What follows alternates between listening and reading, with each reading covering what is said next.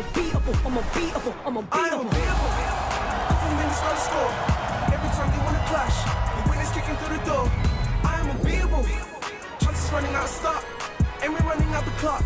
I fail once, never stop. I am unbeatable. I am unbeatable. I am unbeatable, yeah. I am unbeatable.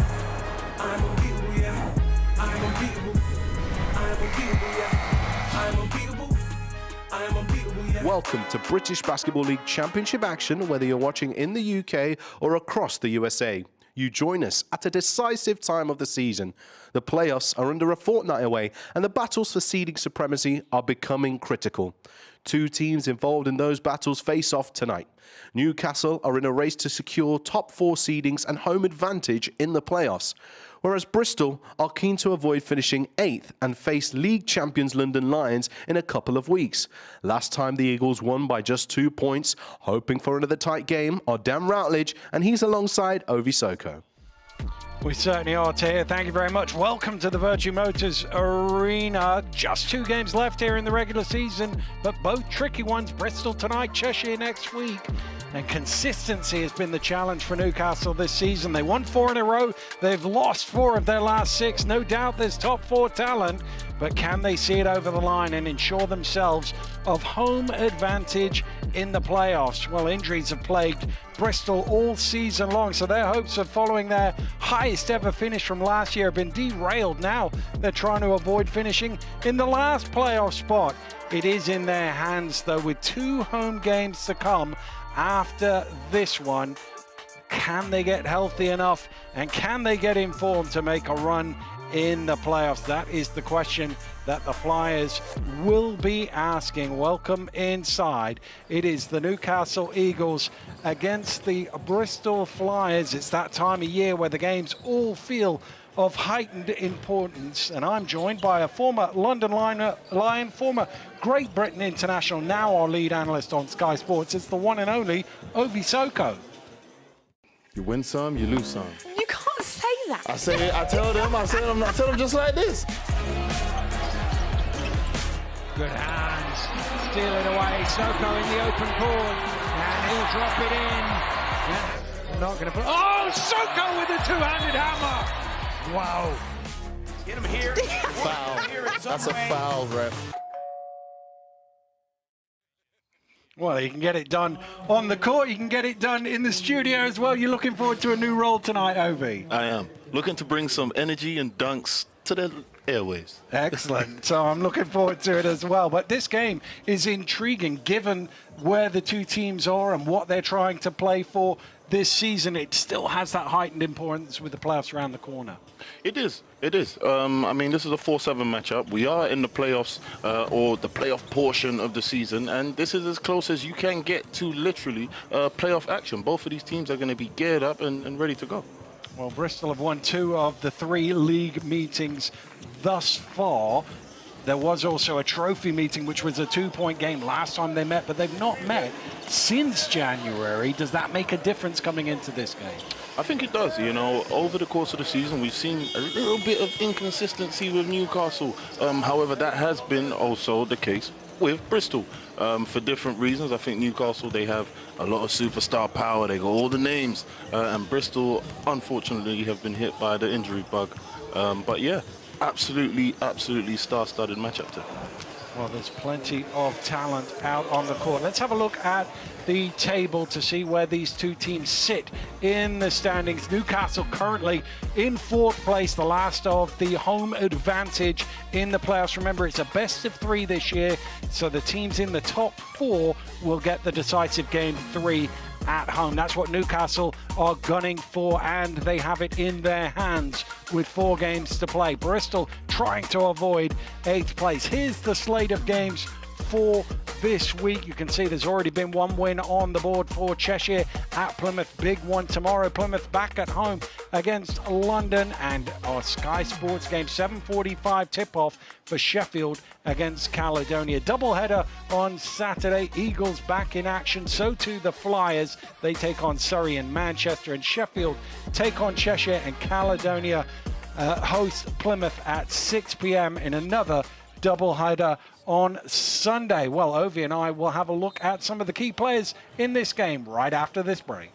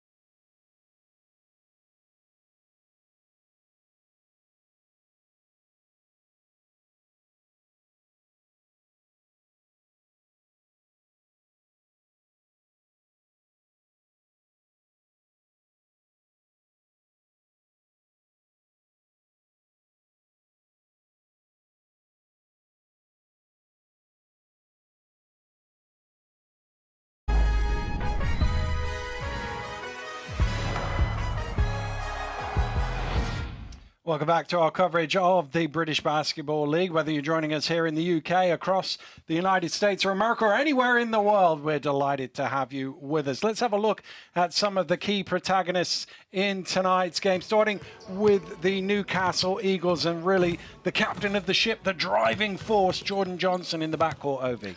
Yeah, Jordan Johnson, he's really, really fun to watch. El Conductor.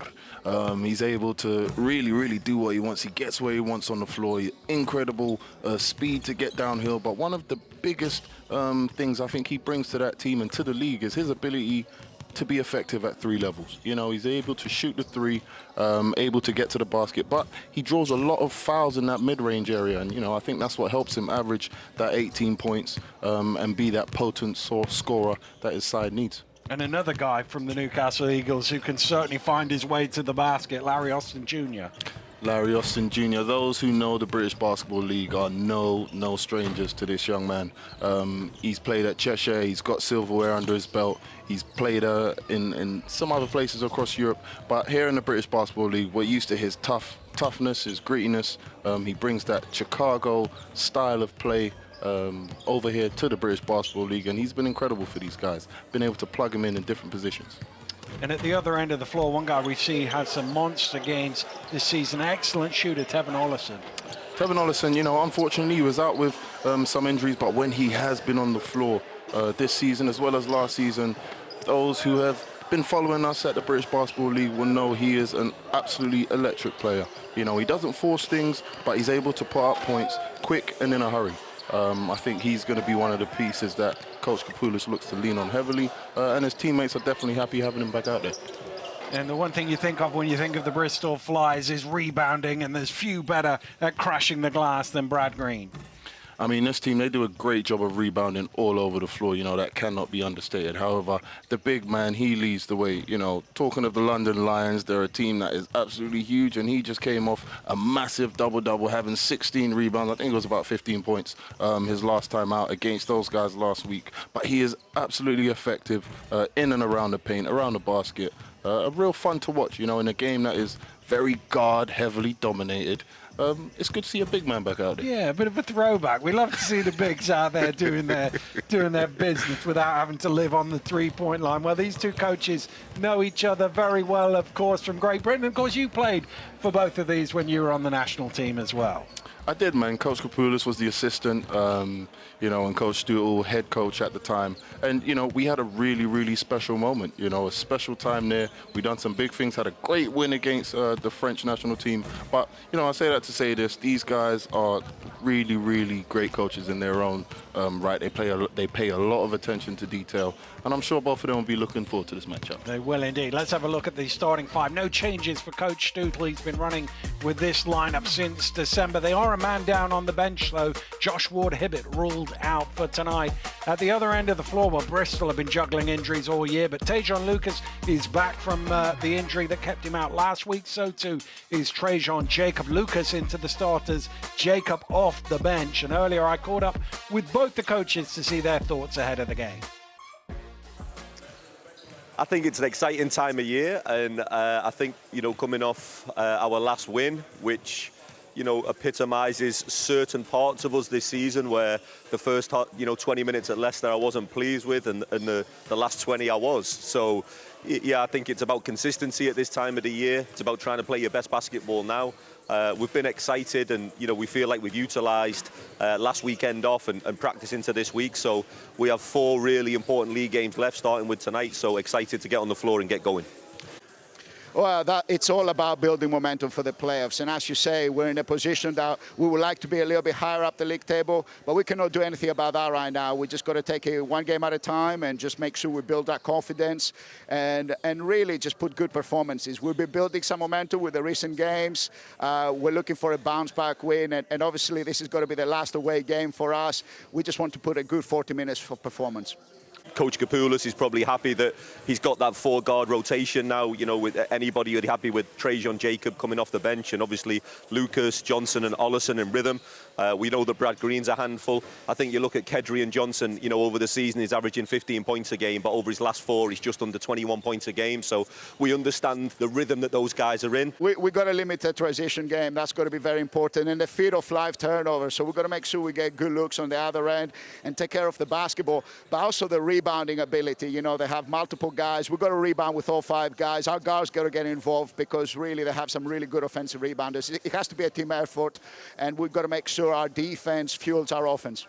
The key rebounds for these guys are, sometimes from the 2, the 3, the 4, when those guys are crashing the boards from the baseline, crashing the boards from the 45, and they do a good job of gang rebound, and that's part of their identity for years. I know it's something Coach Kapoulis preaches. Fortunate to work with him closely, so I understand his philosophy and his ideas on that. Well, the fans are getting themselves ready for opening tip here in Newcastle, and we will have that right after this break.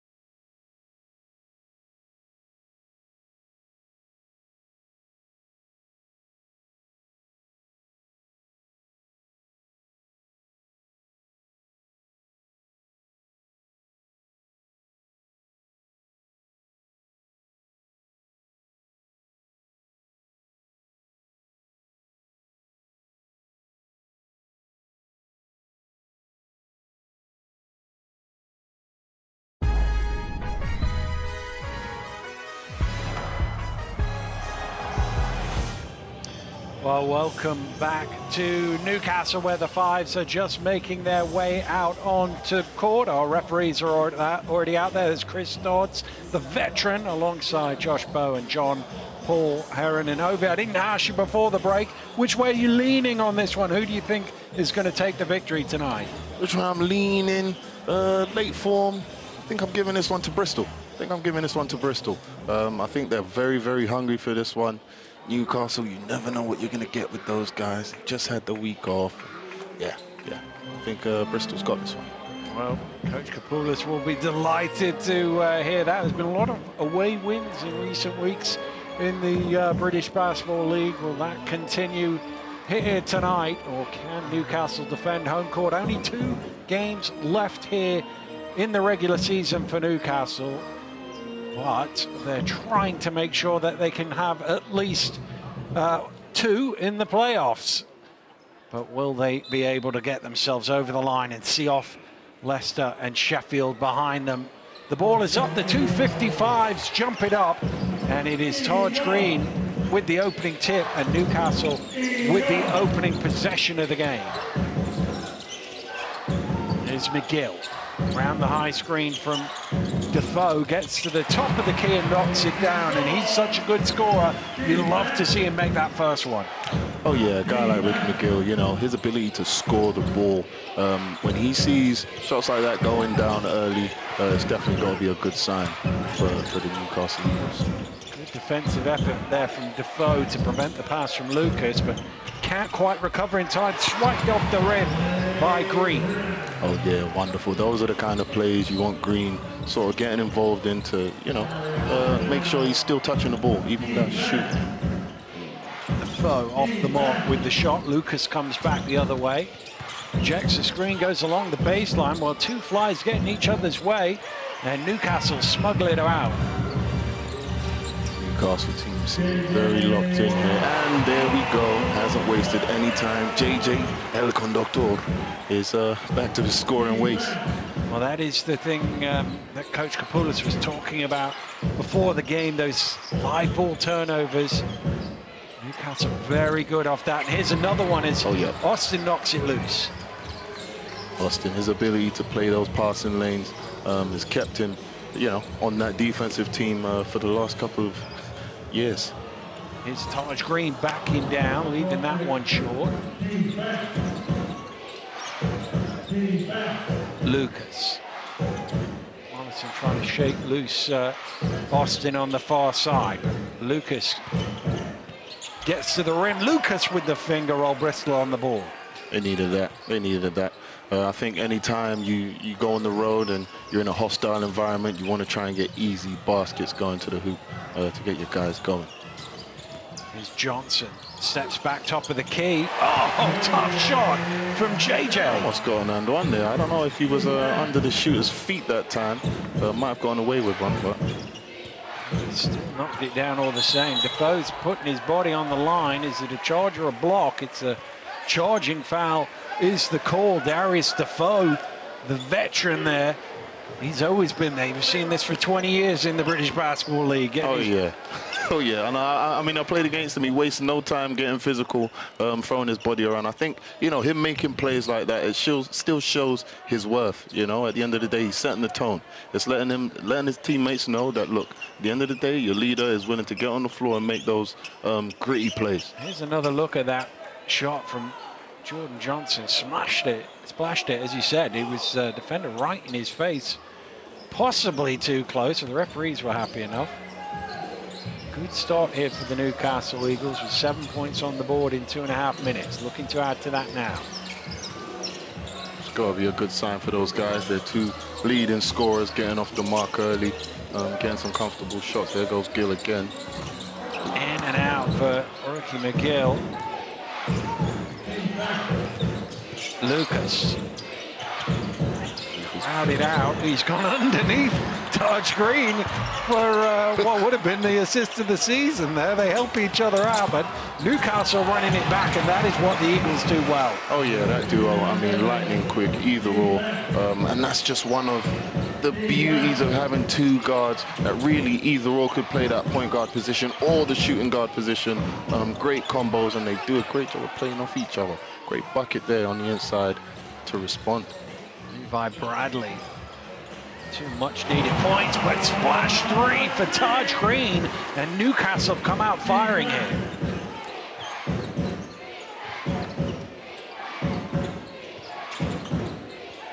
It's at this end of the floor that Bristol are struggling. Can Bradley get to? Not quite. Out to Ollison, lines up the triple, splashes out. They needed it. Wasting no time. T.O., new cowboy in town. Johnson. You can take control of this game early. I think on the back end of the season, every little bit helps, every yard counts. Good rebound there. Taj Green with the rebound back out to Johnson, and that one didn't quite have the legs and fell short. Yeah, I looked for the Newcastle Eagles to get something going inside. I think Taj Green has been doing a great job early on, you know, being all over the place, being an energy guy. But, you know, he's going to need to touch that ball on offense, or you might lose that energy later down the line. Johnson back to Lucas. Ollison dumps it down to Smith. Oh, that's tough.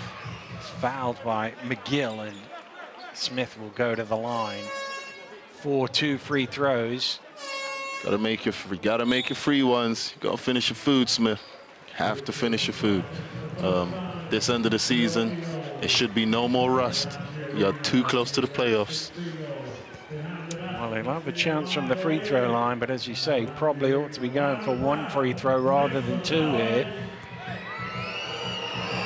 Give him his first touch of the game, or give him a little pass, no? First touch of the game. I mean, you know, at this point in the season, I don't know. There is no time. There's no time to wait. There's no time to waste. The playoffs are around the corner. The playoffs await. You'd have been up dunking that, though. That's the difference. I would have been trying. I would have tried. I would have tried. I don't know if my knees would have given out, but I would have tried. Well, Smith able to convert from the free throw line. It's a 3-point game. 8-point lead Newcastle had a few moments ago. McGill trying to stretch it's way off the mark, and that'll be batted out of bounds. And don't have to go for that one. You don't have to go for that one, in my opinion. You know, Gill, absolutely lightning scorer, but that's the problem with the Newcastle Eagles for me, guys. You know, when they get it going, just a lack of discipline at times. It's almost like it's a bit of a danger if it comes a little too easy to them too early. Here's Ollison again for his second 3. He's dangerous. I told you. New cowboy in town, T.O. Love it. Love it. And suddenly we are level at 12 points apiece. Green trying to get those 3 back, and he can't. Smith with the rebound. And the Flyers, well, turn it over, and an easy one to bring to an end that 8-0 run. Needed it. As Whitfield is able to drop it in, and a timeout has been called here. 2-point game. We'll take a break as well. We'll be right back after this.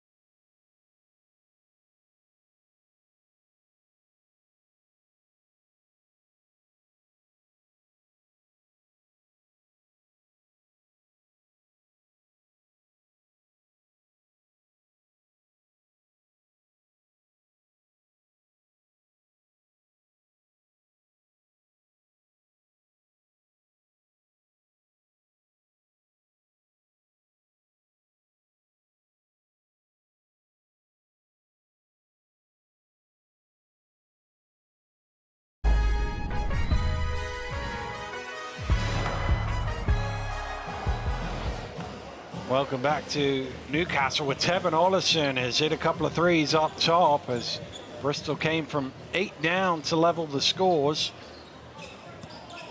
And well, you highlighted him at the beginning, and that's exactly why, because the first one goes in, you better know where he is on the floor. Oh, T.O.'s dangerous. Tevin is very dangerous. And, you know, it begs the question, do you think we're looking at a Bristol team that would be in a completely different situation had they been healthy all season long? He's one of the guys that have been out for some time. Look at him as he goes to work in the corner. Ooh. Just lost the ball on the sideline. I think yes is the answer to that, particularly given it seemed to be one after another, and some serious ones along the way. Obviously, Graham Bell is a big loss. He was fitting in really nicely for them, and he's obviously out for the season. But as you say, there's a number of guys who had long stretches away, so we haven't seen too much of the full Bristol lineup. McGill, having hit his first shot, has not been quite as accurate since then. Foul is called. Ricky McGill called for what I make to be his second. I think there's only been 2 fouls in the game so far on the Newcastle Eagles, and they're both on Ricky McGill, and he will head to the bench as a result of that. Not good news. Not good news. 2 points and 2 fouls. It started so well.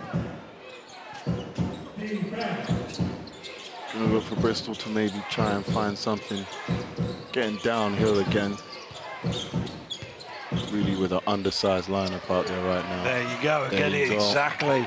Lucas going to the rim. Yeah, I mean, you know, I really find it difficult to feel like Bristol don't feel that way. I'm sure these guys are thinking, look, we've had, you know, some bad luck this year, but now everyone's getting healthy. We can do something here, guys. A sloppy pass there from Austin, out of bounds, and well, he won't be happy with the last few minutes. Yeah, I mean, when you look at the talent, it's a pretty talented team for potentially a 7 seed, isn't it? If you finish second, I know Cheshire and Caledonia are battling it out for second. It'd be a bit, well, you feel a bit hard done to see a side as quality as Bristol in 7. Well, I'll tell you what, you know, just the way the league has been this season, there's just a lot of talent. You know, especially in those playoff spots. Those lower, great steal there. Austin knocking it loose, running the floor. That's what he does so effectively. And you can see the biggest problem so far for the Flyers, those 6 turnovers. Newcastle have got 7 points from them. Ollison looking for his 3rd 3 of the game, doesn't go. Austin with the rebound. Downhill every single time. Austin doesn't see someone behind his defender. He's trying to attack. Defoe, beautiful move from the veteran. Elder statesman. We love to see it. We love to see it, Defoe. Been doing that in the league for a very long time. Aging like fine wine. He's probably only got 10 or 12 more years in him, the way he's going. I feel like we're seeing a lot of stagnant possessions on the Bristol offensive side. I think this is the other side of sort of what we were speaking about earlier, you know, the lack of consistency of the lineups maybe causing for all of these turnovers. Well, Defoe making his mark on the game. He's going to sit down now with Delpesh checking in.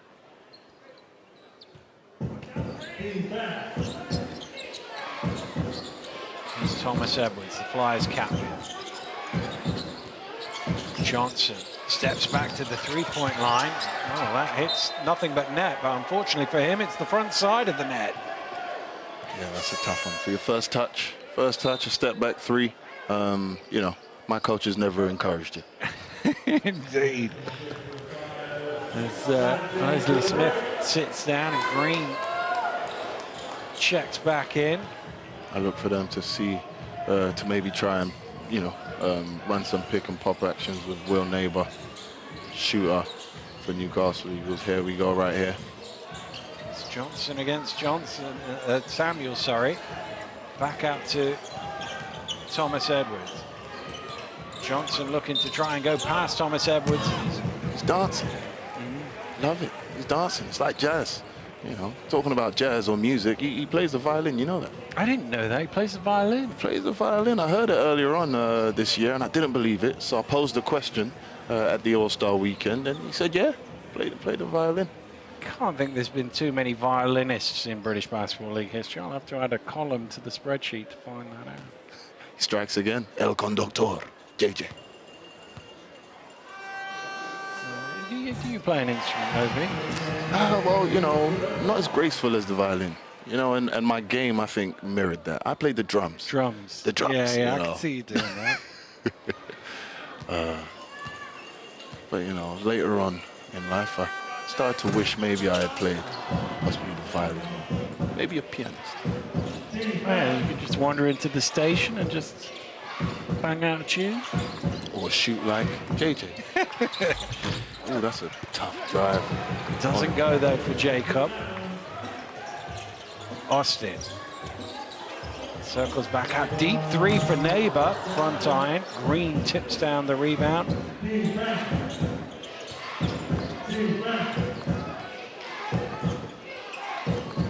Speaking of the injuries that the Bristol have had, you know, Newcastle had some pretty tough stretches this season themselves. They'll be happy to have Neighbor back in the fold. His ability to space the floor. There he goes on the closeout. Long way into that shot fake from Thomas Edwards. Too far. He left the floor. Good closeout by Neighbor to force the travel. It's a vet move. It's a nice vet move. Knowing the scouting report, that is. He's on the... he's definitely left the floor, but he was on the low block when the pass was going cross court. He's done well to make up the ground. Knowing the scout report, he knew that Edwards wouldn't be in a rush to shoot that three, so slow closeout. Kids at home, slow closeout. If it's a non-shooter, slow closeout. Johnson around the high screen. He is certainly a shooter, and he knocks it down. No slow closeouts to him. That's a shooter. Stay stuck to him and attached at all times.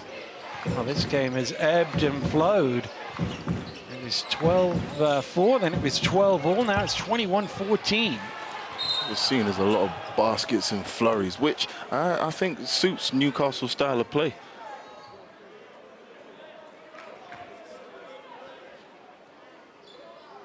Foul called on Samuels, stopping the break.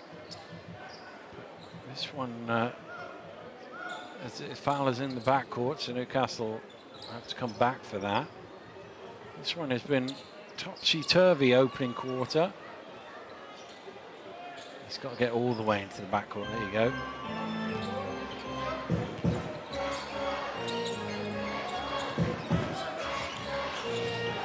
Love to operate out of that horn set, especially when they have a shooting four-man. Oh, great steal.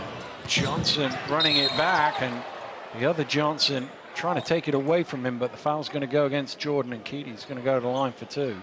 That's what you want, you know, and I think that's part of the reason why Keady has been playing so well. Here you see him getting his hands stuck in there. But, you know, his ability to make something happen sometimes if the ball doesn't come to you on offense, you get on defense. Run in transition. Well, they certainly need some points here, so we could do with making these two free throws.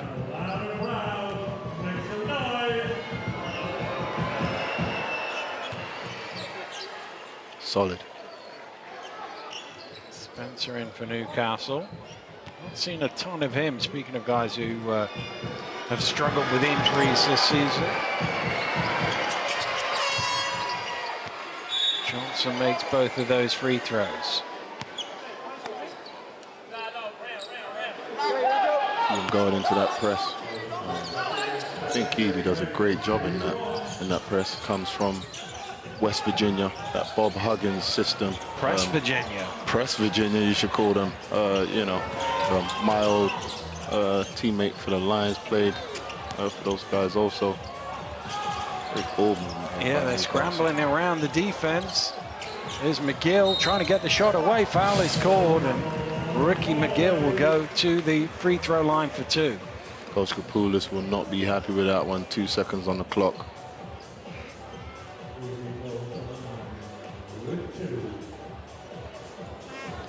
kind of went under him on the legs. And foul goes against Johnson. Coach Kapula's spot on there, doesn't look too happy with that. Coming from Greece, that's one thing they don't like in Greece. You know, those mental breakdowns.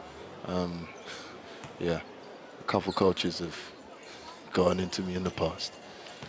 Although he's been 20 years of flying now, he's a Bristolian, really. At heart, yeah. Short on the first. Don't see him missing too many free throws. Well, he goes 0 for 2. You cursed him there. Green throws it the length of the court. Watch out in the front row, that's for sure. Well, it's the first quarter that swung one way and then the other. And we've got to the end of it. We'll have the second quarter right after this break.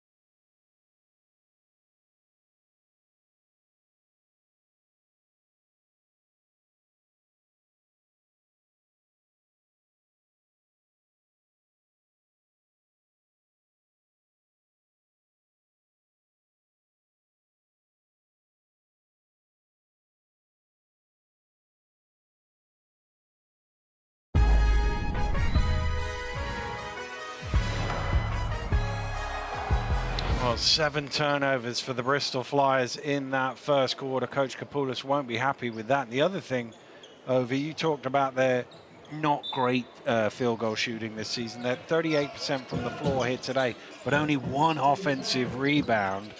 That's how they cover the missed shots, is getting second chance points. They get the second, chance opportunities as the big man finishes inside over there. But that's a huge part of their game plan. If they're not able to score or get good possessions consistently, they have to crash the glass. Great finish on the other end. Whitfield is close, able to lay that home. Here's Jacob firing up the 3. Not much chance of an offensive rebound if you shoot that early in the offense.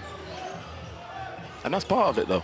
That's part of it. Part of shooting a better percentage. I think you've got to get better looks. Bristol has to be more patient. They have to work. They're on the road here against a Newcastle team that loves to get out in transition. They're not going to be able to keep that pace up with them all game. To be fair, Jacob is that one guy that takes shots that you might not recommend to others, but he seems to knock those ones down. He is. He's a hired weapon. He's a hired weapon. He makes things happen. However, you just really have to know the rhythm of the game. You have to see. Here's Thomas Edwards in the corner off the mark. Pulled in another defensive rebound for the Newcastle Eagles. Will Neighbour, the turnover. This time it's an Eagles turnover.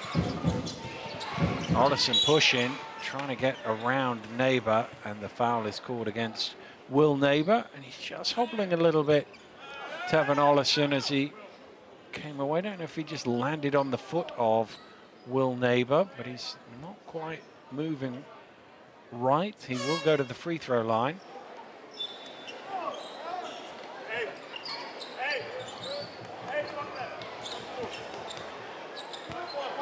Bradley checks in.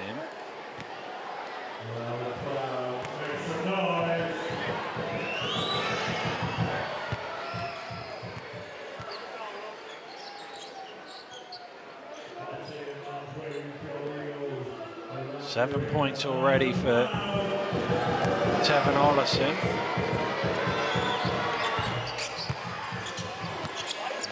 Seemed to run back a little easier, a little freer, so maybe it was an impact injury more than anything else. Newcastle with the ball, leading this one by 3. Early stages of the second quarter here at the Virgin Motors Arena in Newcastle. Stolen away. Getting another sloppy one from Newcastle.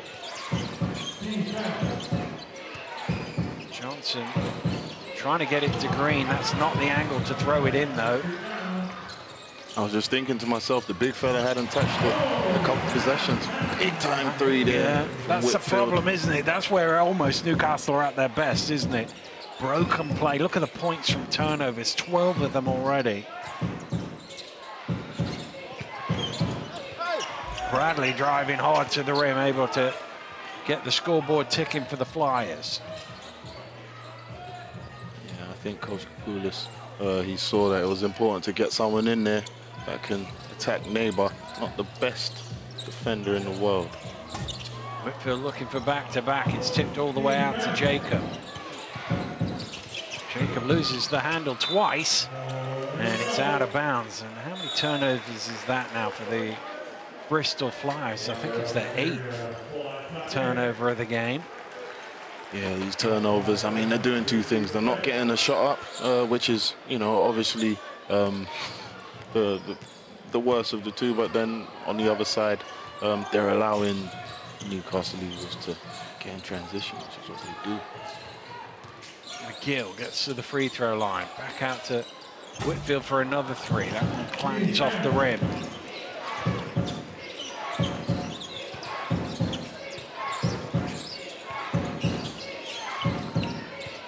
Down low to Green. Austin almost stole it off him. Delpesh able to recover. Across to Bradley. Bradley has a lane to the rim. Bradley! Oh my goodness, right through Delpesh for the finish. Wow! Wow! British Basketball League highlights.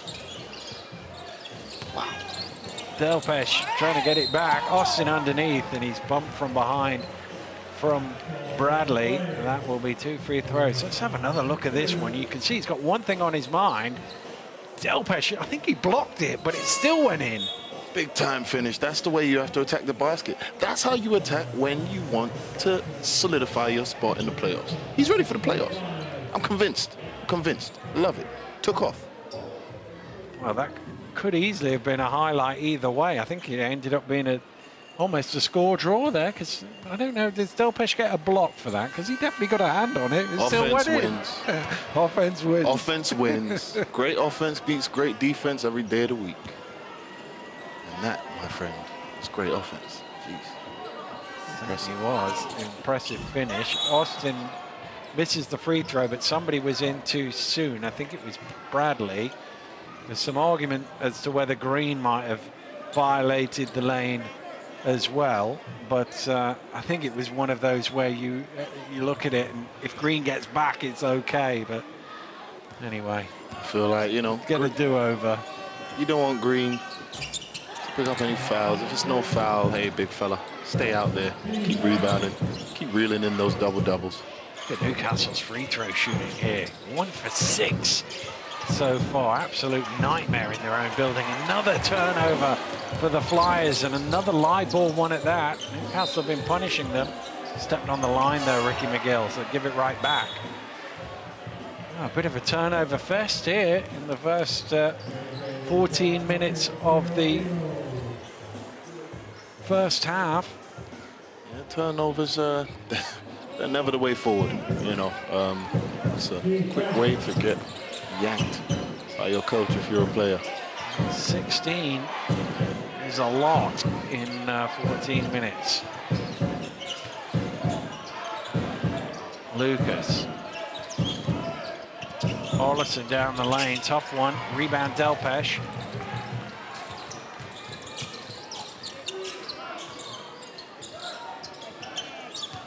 Johnson around the screen, tosses it up high and tosses it in. 10 points for Jordan Johnson.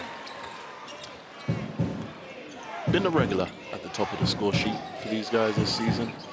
And that's that ability that, you know, when we was talking about playing at 3 levels, that right there is the ability to get into that middle. There we go. What Austin does best, stealing the ball away and running it back. He gets fouled. Ooh, he's hit the basket hard. He's okay. Helped straight back to his feet. It was an awkward landing for Larry Austin Jr., but he seems okay. He's tough. He's tough. You know, that's one of the things I love about his game. You know, he brings that toughness every single night. Last year for Cheshire, as you see him getting fouled there, almost makes that and one. But just his toughness, that's something that I think a lot of coaches talk on. Any players that compete against him, you know, they all speak on his toughness. It's that Chicago in him. Well, that other thing that you mentioned earlier is he's got a nose for the ball, hasn't he? And he can. We saw him earlier on the cross-court pass, come up with the steal, but he can chase in behind you, knock it loose. He's always looking for the steals, looking to run back the other way. No, you know, you said it perfectly, and I think someone with his skill set on the defensive end and someone who does just have that natural nose for the ball, you let them roam. You let them roam. You let them freelance and trust that they'll come up with it. It just falls short that time. Newcastle continuing to struggle from the free throw line. Ollison misses everything, falls down to Green, and Ollison didn't stand in the corner and bemoan his miss. He ran to the basket and got himself 2. Love it, you know, and that is the meaning of not forcing it. It doesn't mean turning shots down, it just means finding the best option. And that was a really good option that time. Great eyes by the big fella. Johnson dancing along the baseline, shovels it into Whitfield for 2.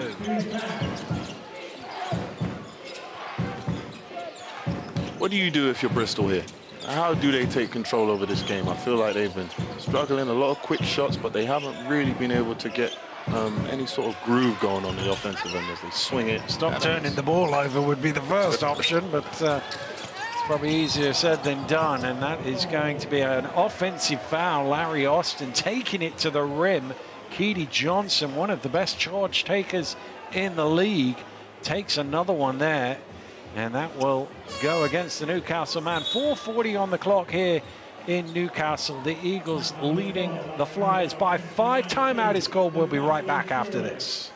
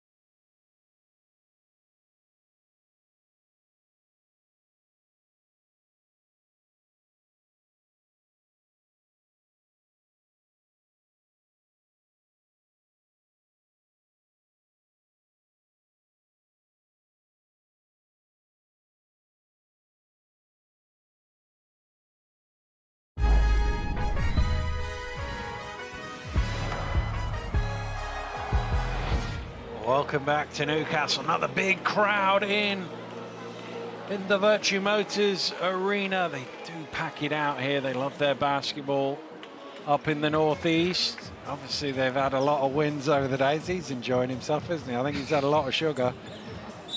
They've had a lot of success to cheer, but even through the slightly leaner last year or two, they come out and support their team. They do great. They do great. They do an absolutely great job. I think the fan base up in Newcastle, the management up there, they just run things the right way. Even my time with the national team, they always draw a great crowd. Shot clock getting low here for the Flyers. Time to shake and bake. Gotta go.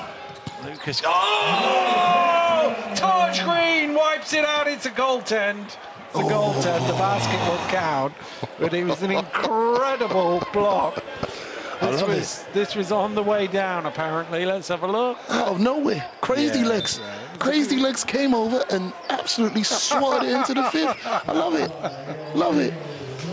Well, that was, wasn't expecting that. Wasn't, but this is the British Basketball League. Expect the unexpected. Nice pass underneath and Winfield nice. able to score. Well, that was one of the highlights of the beauty of that is our reaction allows Torch to cut that up for social media. Nobody knows it's a goaltend and it counts.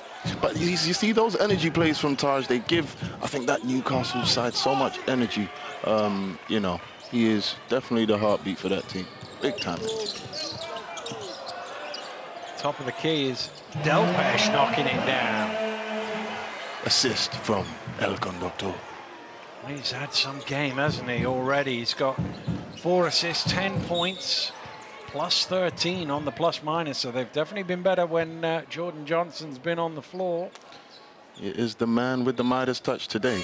Yes, indeed.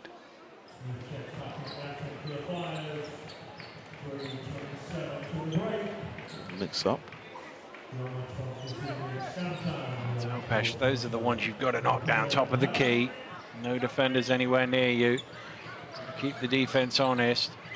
I think, you know, personally as a big man, that's less about keeping the defense honest. You just want the ball next time down. you just want the ball next time down. You miss that, you're not getting it back. You miss those wide open ones. The point guards aren't as eager to give you the ball. Bradley fires up the triple. That is short. Austin grabs the rebound. Trying to thread the needle. Did that come off the foot? Yes, it did, although there's 17 on the shot clock, so it won't reset. It is a Newcastle ball from the side.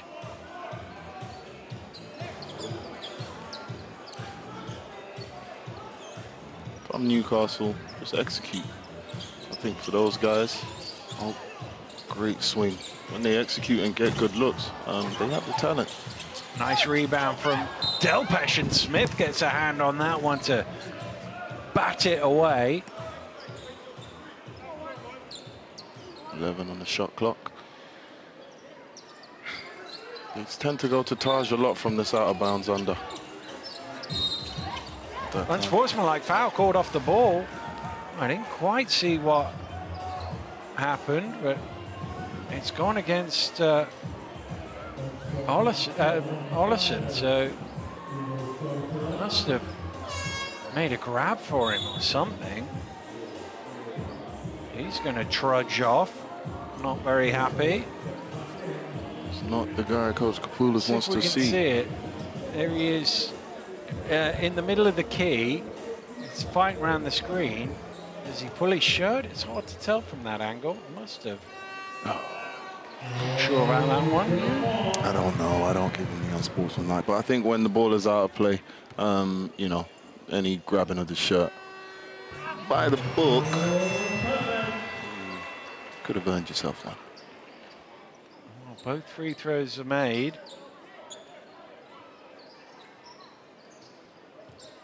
So Newcastle finally start moving up in the shooting percentage, up to the dizzy heights of 40%. Screener action. Here's Delpesh again, staring that one down a little. Went to his Steph Curry pose, didn't quite have the shooting touch. But he made the last one, Well, so it's 50%. Yeah, he's 50%. That'll work. 50%. I'll take that. Fakes the handoff. Back out to Johnson. Slip into the basket. Poked away from him. And it's going to stay a Newcastle possession. This has been one of those games no one's really been able to just take control of it. A lot of back and forth. There's been spells, haven't there? There's been Yeah. moments where you think, oh, Bristol are on top here or Newcastle are on top here, but they've not been able to maintain it for very long. I think that's where you can create some separation. And there's that out of bounds to Taj. Well, that was about 4 feet over the top. Way low. Jacobs sneaking back door, had to rearrange that one under pressure from Taj Green. And that empty side is so dangerous for him because he can come off that handoff and then he's so athletic to go back door. Unlucky on that opportunity. Great play from Bristol.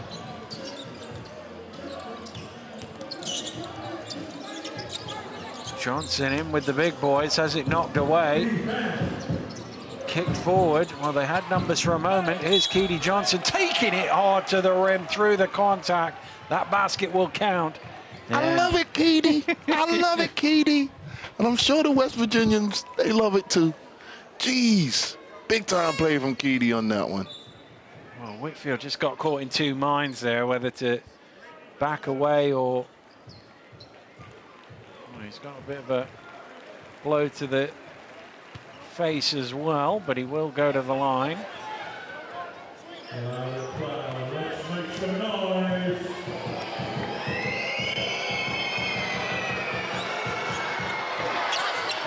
Last 1 minute 40. Both teams are going to want to go on a nice run going into the halftime break. I always think in these situations, you just put two scores on, 5 points, one way or the other, and the difference it makes to the scoreboard and the halftime team talk can be huge. Nice follow and jammed in. There's Johnson again. A word or two for the Eagles defenders. Throw down. We love to see it.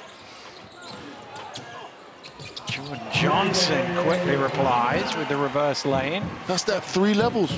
This time at the bucket. El Conductor. Again, easy 2 for him. Well, into the final minute, still separated by 4. Here's Johnson. Down to Bradley, spinning. Ooh, couldn't quite get that one to drop. Well, here's another look at that Keedy Johnson play for you, Obi. It's a great follow from him. See, that's what I used to do. That's what I used to do. Yeah. You see the shot going up, and you know when it's coming off, or you know when it might have a chance of coming off, and you crash like a madman, like a bat out of hell. Well, that was what you used to do on the bench when somebody else did it as well, that reaction. Oh yeah, oh yeah, oh yeah. Energy.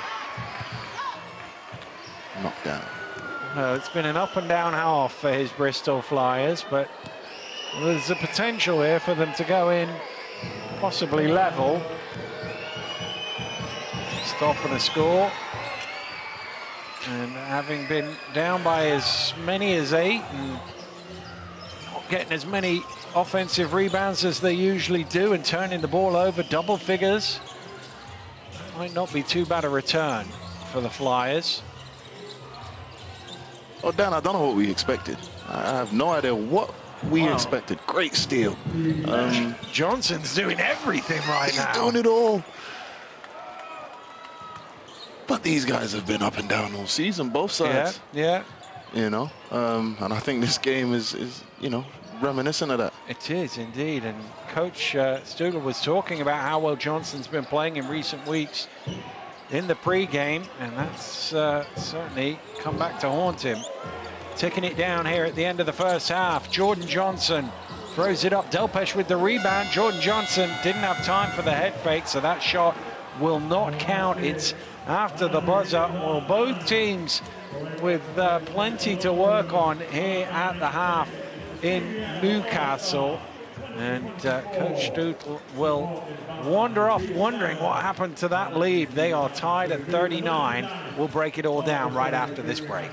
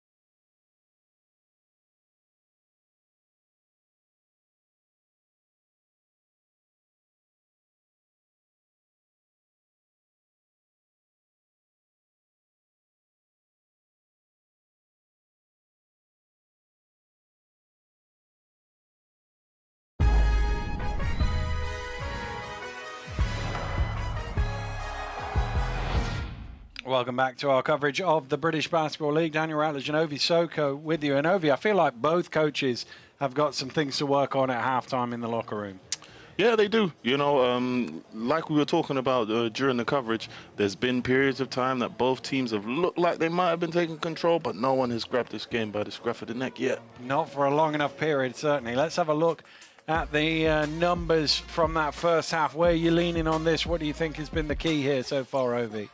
I think the lack of three-point shooting, you know, I think is very interesting. Both sides seem to be shooting pretty well in the two-point zone. However, a lot of that, I don't know how true that statistic is because both teams have turned it over a lot. However, Newcastle have obviously capitalized in transition. They're a transition team. What are Bristol doing? Did they read the scouting report? What do you think? Well, certainly not, because there's 12 points off those turnovers for the Newcastle Eagles, just 6 the other way. And the rebounding, you can't see it in there, but the offensive rebounding is Bristol's game, and they've not had enough of those. They have managed to get some second chance points out of them. Let's have a look at the best of the action story of the game in the first half. And Newcastle started really well. They looked like they were in rhythm. They were knocking down jumpers early on. Oh yeah, they were in rhythm. You know, the ball was going where they wanted it to go. It was getting into their key guys' hands there. You see JJ, El Conductor knocking it down. However, the consistency just wasn't there. You know, and I think the same both sides. Bristol, they were able to get downhill early in the game. They were able to get some stuff at the basket, but no one was able to do what was working consistently enough. The Eagles led by 8 early on, but as soon as they led by 8, Bristol scored 8 without reply, and it's one of those things where at times different people have stepped up. Certainly as far as the Eagles are concerned, we've seen Johnson consistently, but it's been spotty from everywhere else. Whitfield came off the bench and did a good job for them, though.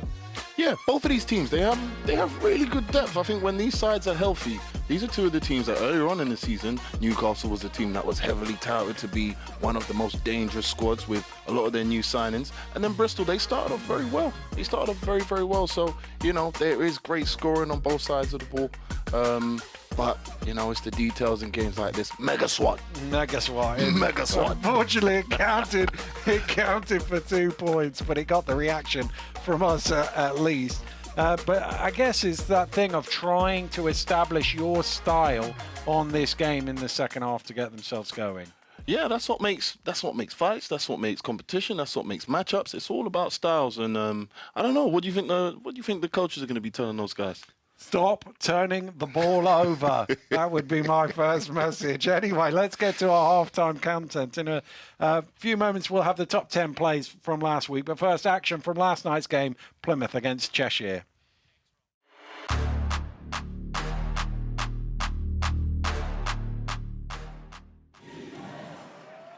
Jaguar. Oh, nice pass into Aaron Wright. Easy finish for him in the end. Oh, backdoor jam, and Wiley throws it down. In and out dribble, all the way to the bucket, off the glass and in. Quincy Rideau, he's got every move going. Still with Atwood, shot clock winding down, and he puts it in as the shot clock expires.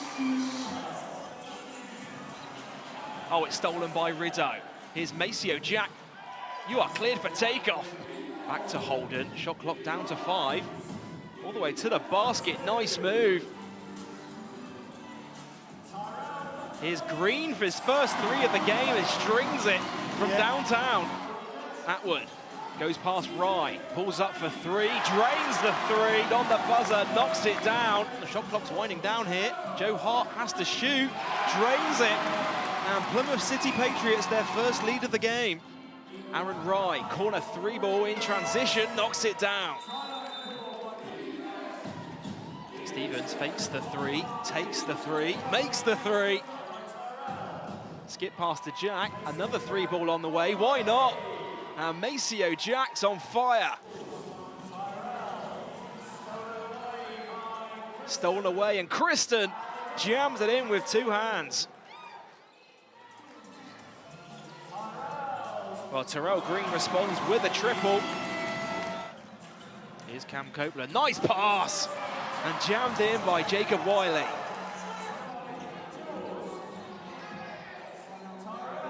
The big 3 from Terrell Green to get this 4th quarter underway.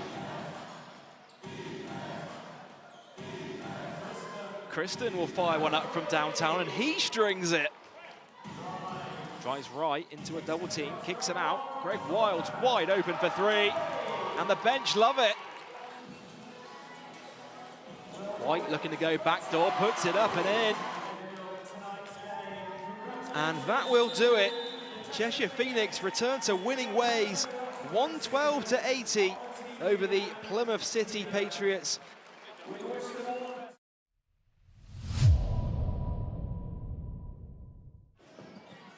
Rideau looking to go one-on-one here.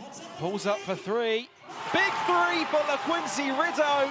Absolute dog. Like we talked about, not the biggest 3-point shooter.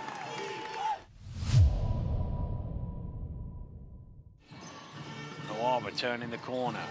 Bradley in front of him. Bradley caught his arms, but Nawaba is too strong. Goes through it for 2. And that was the play run out of the timeout to try to get Nawaba to his right hand. And we've seen that, boom, strength from him. Good finish.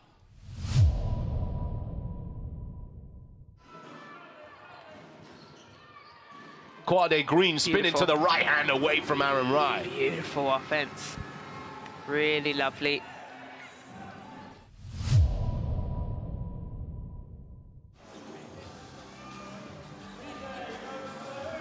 Oh, nice what a play there. CJ Atwood going inside the paint. And just reminding everybody who the better team is at the moment.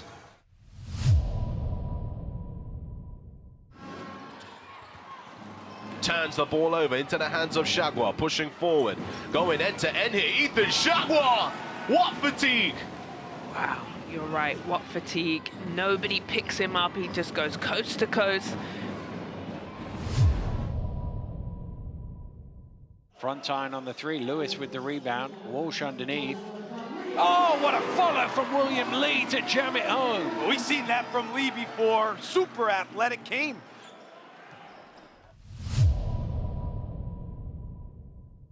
Can the Gladiators fight back? Oh, on his skates there, EJ Stevens, Mike Bothwell, and the air war play. EJ Stevens, sit down. Bothwell's taking you for a ride. Good job by Bothwell here.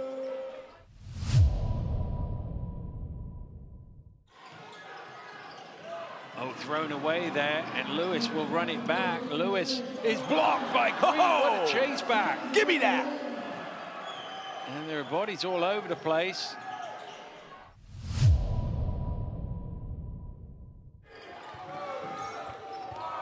Deep range 3 off balance, and that does nothing but net. Don't hang your head, Kimmel McKenzie. There's nothing you can do about that.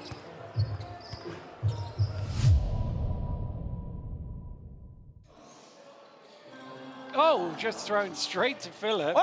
Oh, behind the back pass. Oh, my, what a play from the London Lions. Sandy punches it home.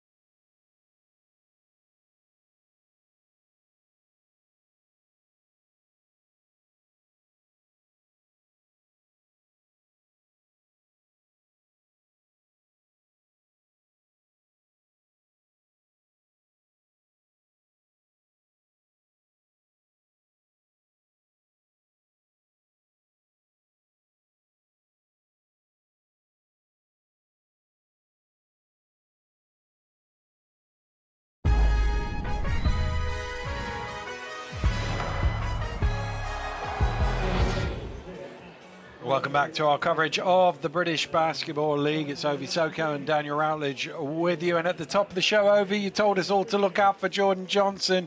You were spot on with that call, weren't you? El Conductor has been conducting. I mean, you know, the guy's been lights out tonight, but there's no surprises. We're used to seeing him doing this week in, week out. 12, 3, 4 in the first half, and he's not stopped. He's not done. Everything runs off him. He's able to get to the mid-range, able to get other guys involved, and he's able to rebound. He pushes it in transition. His impact cannot be overstated. Sorry. Well, that's the thing, and the rest of the starting five may be struggling a little bit, but he certainly wasn't. Double Johnson tonight, though, and Keedy Johnson at the other end of the floor doing the job to get Bristol back into this game. T.D. Johnson. He's trying to give another Mr. Teddy Buckets a run for his money. T.D. Buckets. I mean, you know, he just brings energy. We touched on it during the game. One thing I love about K.D. is his ability. When the ball isn't coming to him, he finds a way. They're following up for the big-time jam. But this is one of those perfect glue kind of guys. He's similar to Larry Austin in that role for that team, I think. And, you know, he did a great job in keeping his team within striking distance in that first half. Well, the coaches have had their inputs at half-time, and we're set to get things back underway here. Is Josh Ward-Hibbert unavailable tonight for the Newcastle Eagles? A former teammate of yours, of course. That is a blow to them. He does a lot of versatile things for them. Oh, he does the pros things. You know, Josh is one of the best teammates I've played alongside with. And, you know, it's because he approaches every day like a pro. It's everything he's supposed to. Here's Johnson.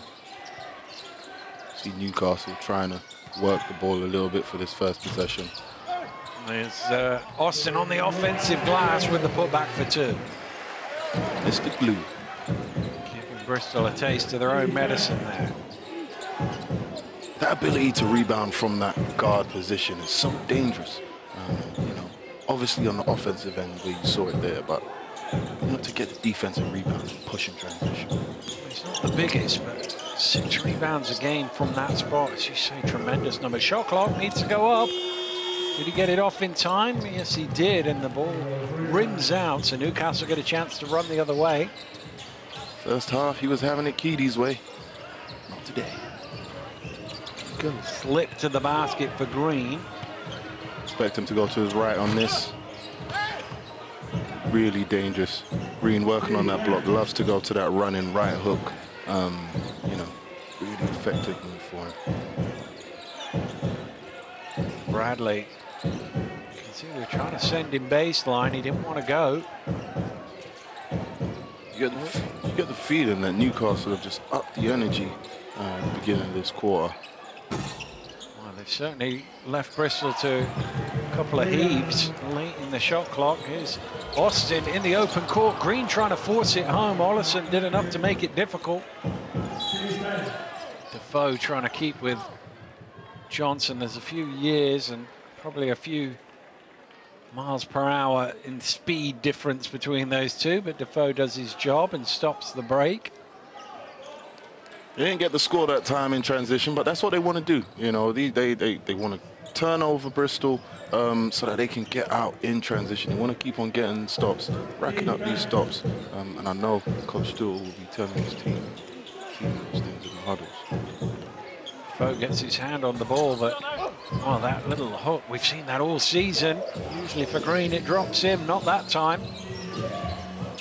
Well, it's weird, Newcastle only lead by 2, but you feel like they've had the better of these opening 2 minutes. You do. It's the rhythm of the game, you know. I think, you know, because we didn't see anyone take control of the game in that first half, Newcastle are the ones who have come out in the second half and they look like the aggressors. But just the 2 points scored so far in this third quarter. Stolen away again. And McGill just about able to come up with the ball, stumbling over. 7 steals to 5. Defoe trying to thread the needle back door. Oh, that's a cardinal sin. You never fake a back door. You never fake a back door, Dan. Almost got the turnover there. I'm sure he'll be telling Ricky McGill, if you go, go. So for our newer viewers, never fake a backdoor. What give us a little insight into what you're talking about there. Well, that last play, Ricky McGill being a 3-point threat, being someone who can play off the dribble. He was overplayed by his defender, so he went backdoor, but he faked it. And when you fake that backdoor, you put your big man in a tough position because he thinks you're going. And he threw the pass. That was the issue. Defoe assumed he was cutting to the basket, threw the pass, and he got away with it because it bounced off a Bristol player. Foul call. McGill left the ball behind there. Some referees take offence to that sort of thing. Not John Paul Heron, though. He would never. Former player, of course, John Paul Heron, so he knows what it's like to be on the other side. really get the feeling Newcastle are trying to pressure them. Well, they didn't get out to Ollison quick enough, and that's his third three-pointer of the game.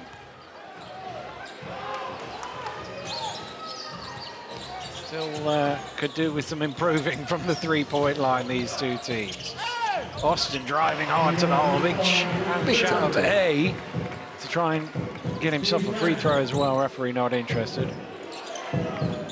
Big time take from the bully. Offensive foul called. Yep. Gotta stop your feet. That's something that I remember from last season. I was still enjoying my playing days. The refs had started to really come down on that. Those offensive moving screens, protecting the offensive players. I mean, well, he didn't have too many complaints.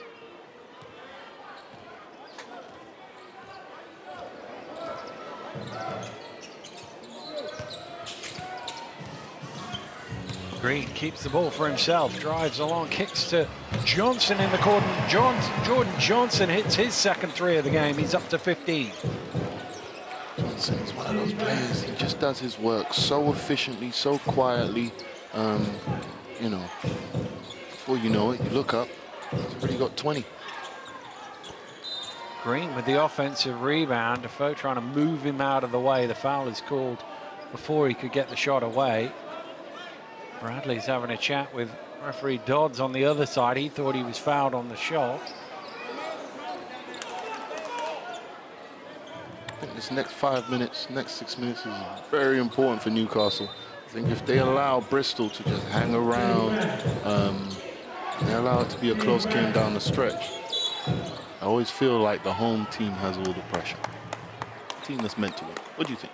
Yeah, I think you're bang on, because it feels like Bristol haven't yet hit their straps in this game. I feel they're not going to go through 40 minutes without having a decent spell. That's when they're on top, haven't taken full advantage.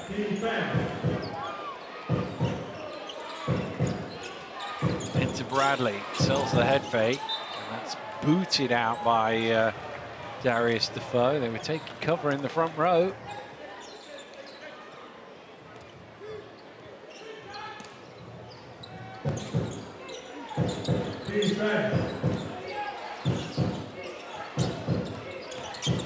Lucas takes it right at Defoe. Offensive foul called in the end, as Darius Defoe has to pick himself back up off the floor.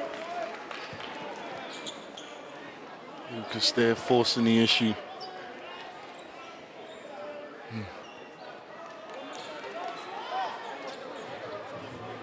Just kind of dropped his shoulder a bit.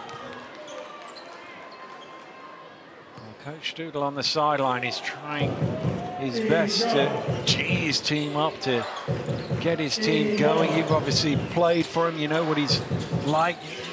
He's very easy to read almost on the sideline, very demonstrative, isn't he? He is. He's a very, very passionate coach, you know.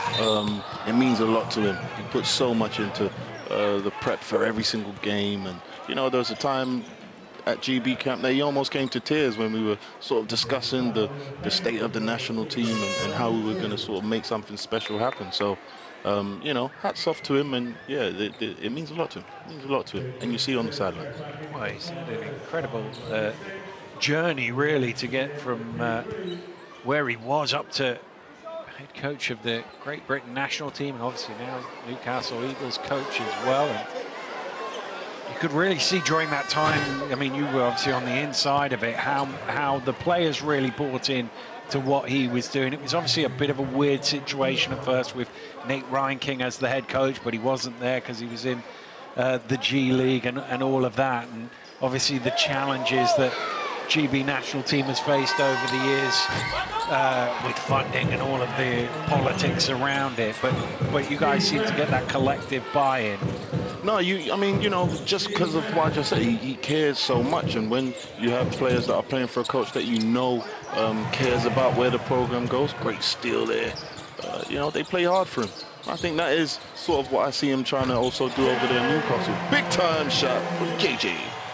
Needed that as well, and suddenly Newcastle have got a bit of a lead that reflects how they've started here in this second half. It could be double figures lead if they could make a free throw, but they've got the last 8. And that's off the mark. Johnson and Johnson fighting for it, and it's Jordan's hand that it deflects off out of bounds. 49-42 the score here in Newcastle. 4:37 to go. Timeout called. We'll be back after this break.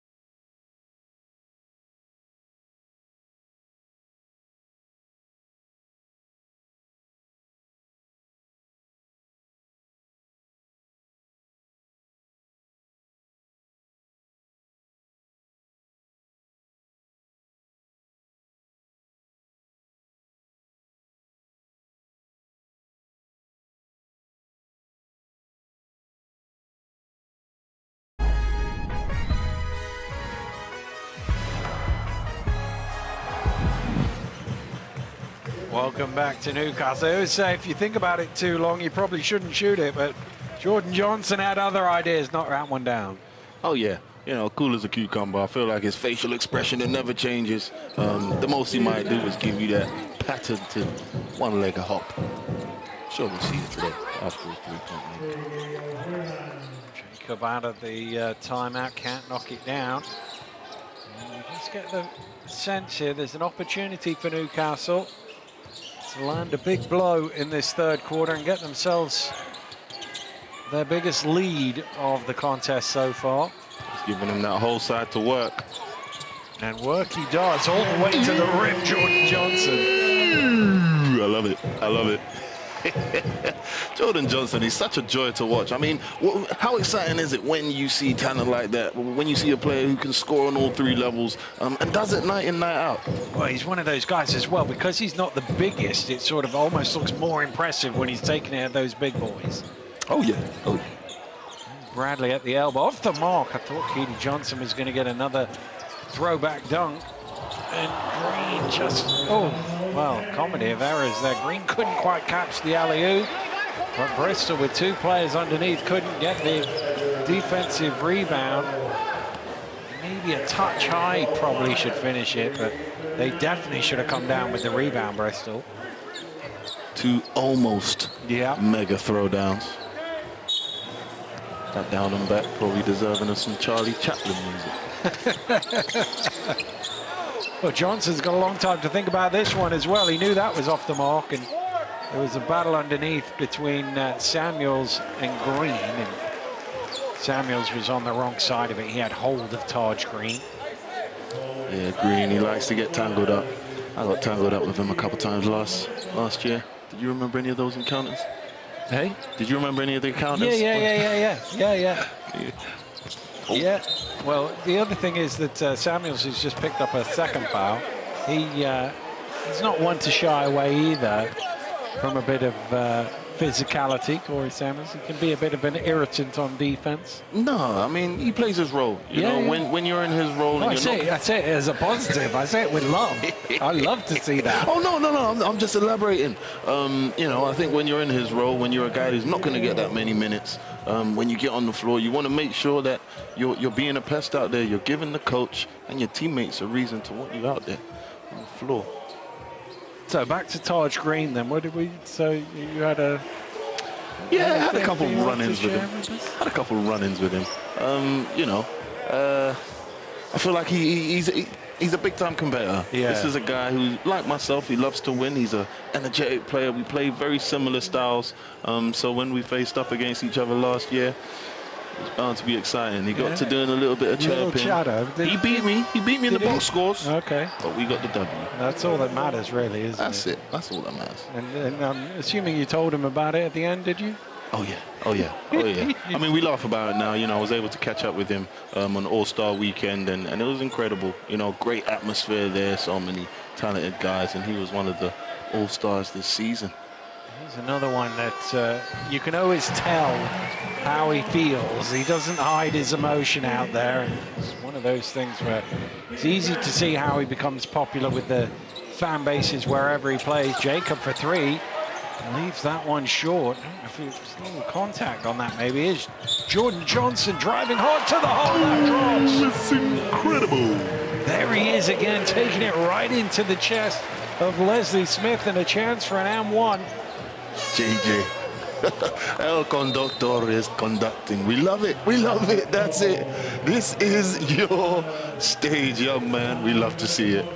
Well, this is, as I said a few minutes ago, the moment where Newcastle can take control. Johnson is certainly doing that with 22 points, but Andreas Kapoulas calling a timeout. His team have scored just 3 points in this quarter. Trying to stop the bleeding, you know. I think we discussed it briefly at the top of the half, but they struggle to find any consistency, I think, on what's working, the things that was working for these guys earlier on in the game. They got away from that in the first half, and this half, that's sort of, you know, lingered, and Newcastle have decided to turn the corner.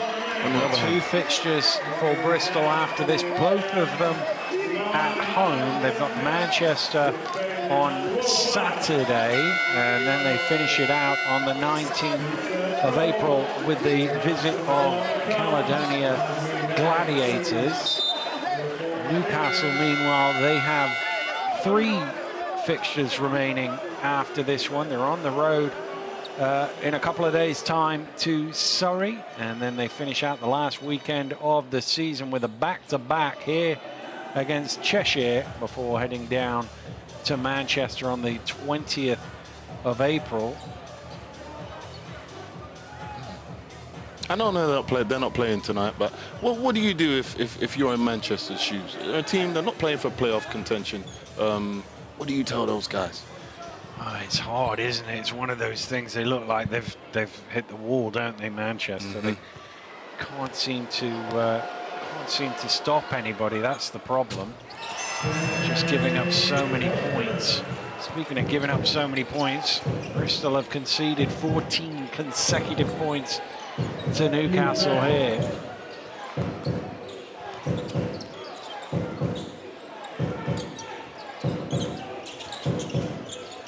Johnson for 3, rims out, rebound Green, hooks it back in and brings to an end those 14 straight points.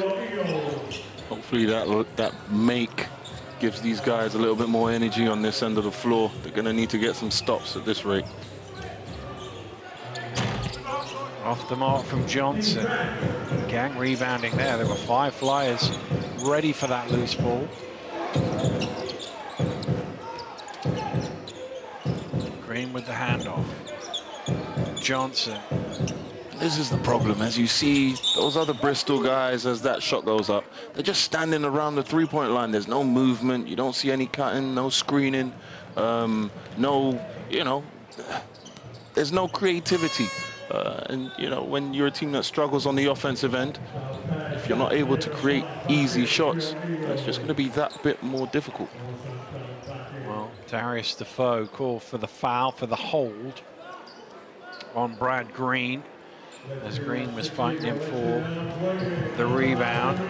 Foe now in foul trouble, so having to sit down. And we've talked about Newcastle's woes from the free throw line. Bristol are 10 for 10. That's the way you give yourself an opportunity on the road. That's one of the things one of my college coaches, Jim Ferry, coached me at Duquesne University. He always used to tell us, if you can win that battle, if you can score free throws, if you can rebound and assist and share the ball, you always give yourself a chance to win. Always give yourself a chance.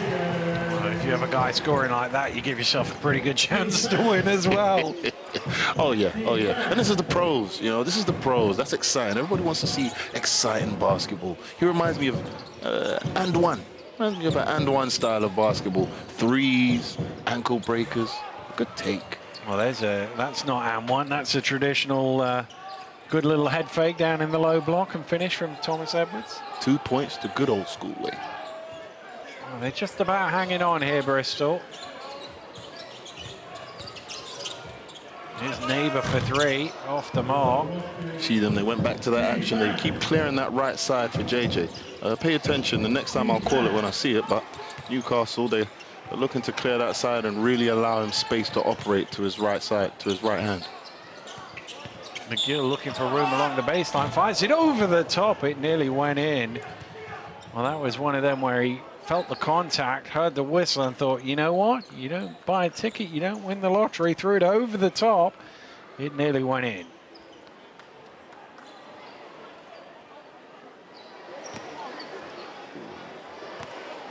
That change of pace, change of speed.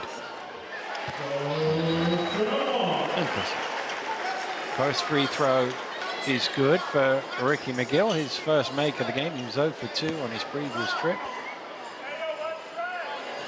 It always surprises me when I see players that are such good shooters from downtown missing free throws. Yeah. It happens. Well, they're back up almost to 50% now, Newcastle. Big difference on the free throw line as Smith misses from behind the arc. It's the lack of movement. The lack of movement. That's the problem I have. Great shot. Okay, Tio, what do I know? Lovely. His fourth three-pointer of the game. They get into a bit of a rhythm here, Bristol. He's the only one who's made from behind the arc. Ollison for Bristol. The individual brilliance. Neighbour replies with a three of his own. Wow. Neighbour played with him in under-20s. Was much more of an interior kind of player back then. Really? Much more of an interior guy. A skilled interior player, you know. But, you know, was done a lot of his work inside. Could still shoot. Has always been able to shoot. Big time. Bucket. Top finish off the backboard. Well, he's been very much a floor stretcher in his pro career. Will Neighbour. Well, Newcastle with 10 seconds to work with here just to try and push it back to double figures at the end of the third quarter. Clearing that right side. Well, Delpesh in the corner for three. Oh, my goodness! He has banked it. Big time shot. Well, you can see what it means there. Delpesh with the triple to cap a great third quarter for the Newcastle Eagles. Let's have another look at this one. His second made three-pointer of the season, and you could see his teammates delighted with that. Good quarter for the Eagles. They're on top. We'll have the last 10 minutes right after this.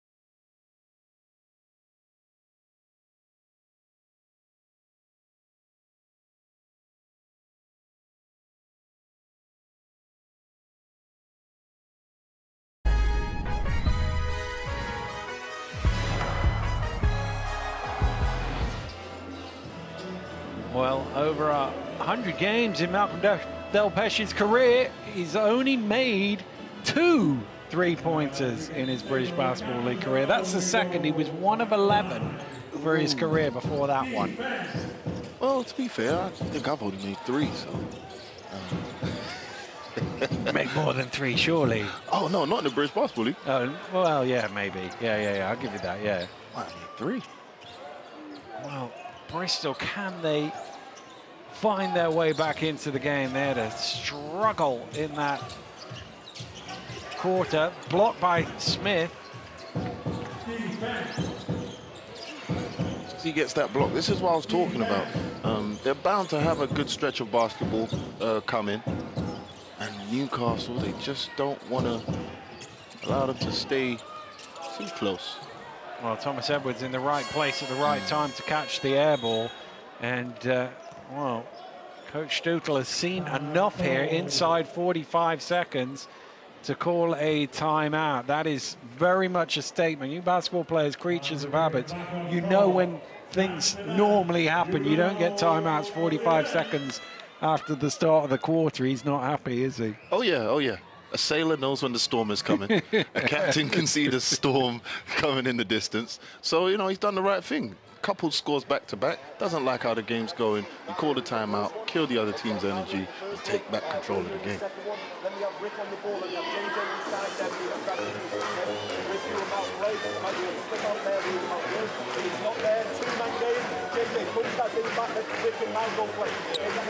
Hey, that's their only run. That's their only run. Let's go. Here we go, Black. Defense. 1, 2, 3. Defense. Yeah, their only run, he said at the end. He's trying to limit it for now. Of course, we're only a couple of weeks left of the regular season. Then we get to playoff time, and it all comes down to the final day of the season, the O2 Arena in London on the 19th of May. Will either of these teams manage to navigate their way through? You can get your tickets now from the British Basketball League website. Make sure you join us for the finale of the season. It's always a great event down at the O2. I can't wait. I absolutely can't wait. I've already got my outfit picked. You know, you're ahead of the game. I've already got my outfit picked. If the trophy final is any signifier of how the finals is going to be, oh, I can't wait.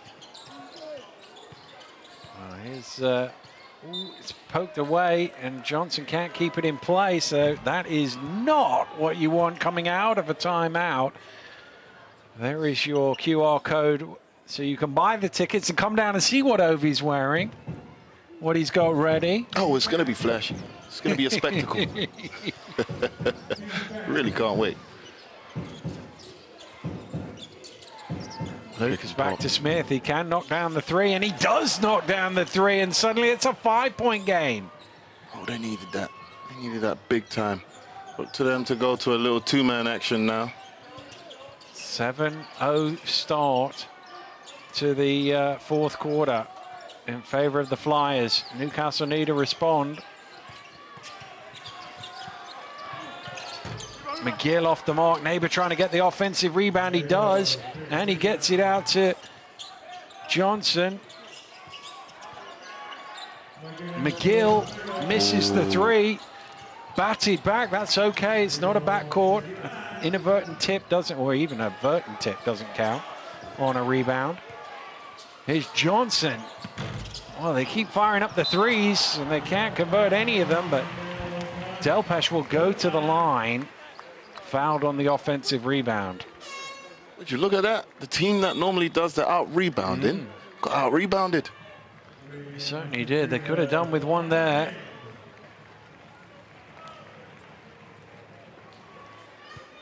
Down the stretch, both teams are going to want to shore up the glass, shore up their passes, you know, make sure they're taking care of all the finer details down the stretch.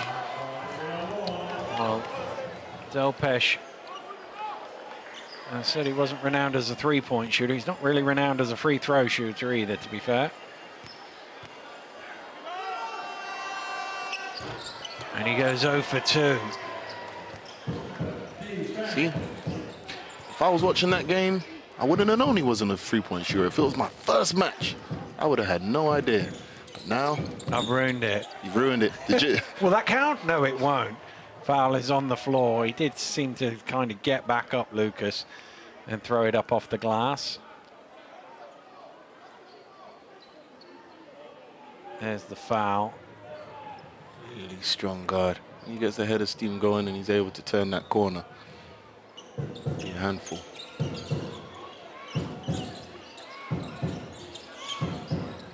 Lucas gets into 10 feet. Green trying to keep it alive.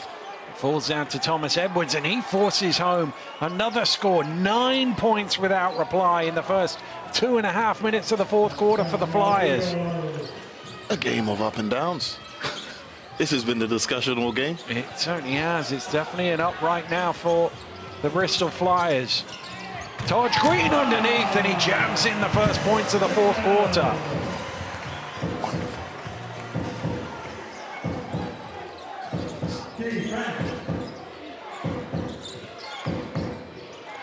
Smith hard to the hole, he finishes. Foul is called, basket is good. Leslie Smith going to the line for an and one. Absolutely big time finish. These guys have held on, they've held on, and now they are coming with the smoke. Newcastle. It's quite a big lineup they've got out there, really. Smith and Green and Thomas Edwards. You don't often see them with a lineup that big, but Taj Green found room along the baseline to rock the rim.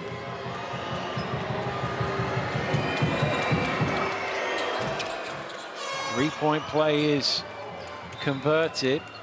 Well, didn't seem that long ago. Newcastle had a double-figure lead and Del Pesh was hitting threes in the corner.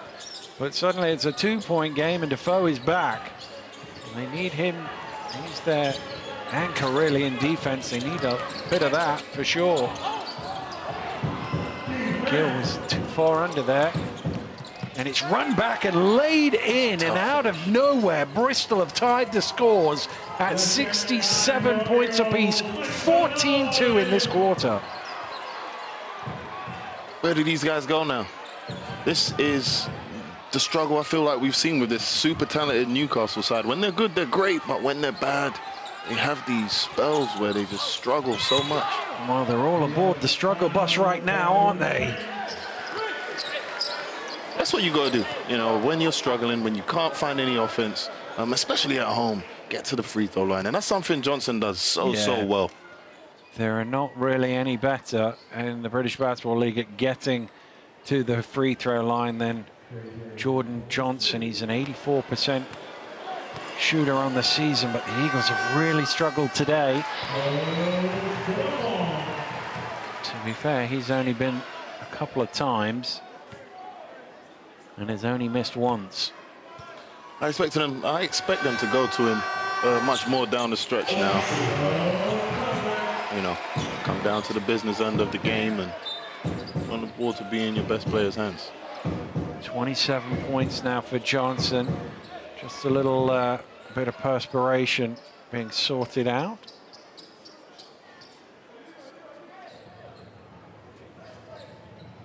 He's not a million miles away from a triple-double, to be honest with you, Jordan Johnson.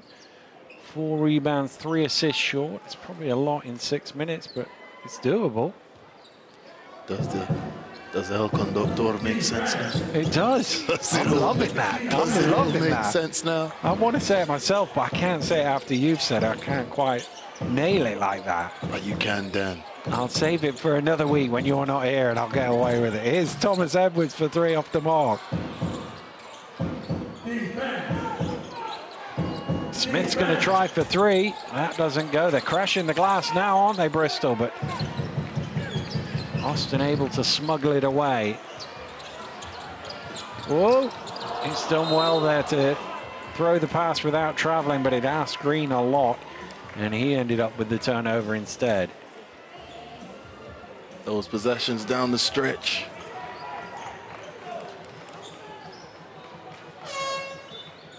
He just got in 2 minds originally, Johnson, and then left Green with a lot of work to do. You You know what I always said as a big man? Whenever my point guard threw me an alley-oop, I would always jump for it. Always go for it. Because it's a risk. You know, PG, they're risking throwing a turnover. So if they throw it up there, you got to go get it. You got to go for it. Speaking of turnovers, we've got another one here. 26 in total.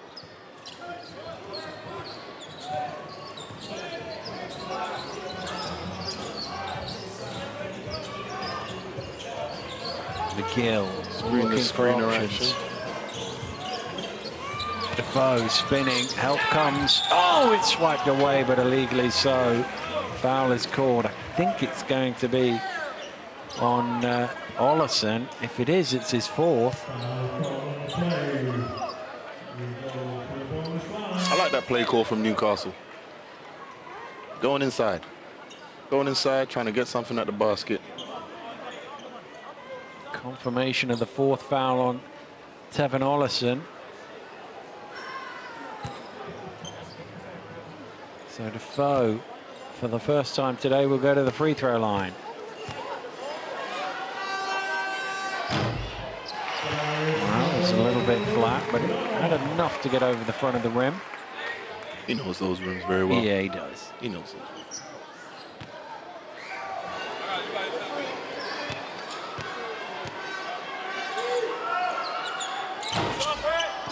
Oh, he didn't get the home court bounce on the second. 50% for him. They're 50% on the game. They've left a lot of points out there, Newcastle. Lucas strings the three, and the scores are level at 70 points apiece. That's a big time shot, son. The three-point shooting hasn't been great either in this contest, but if somebody can catch fire down the stretch.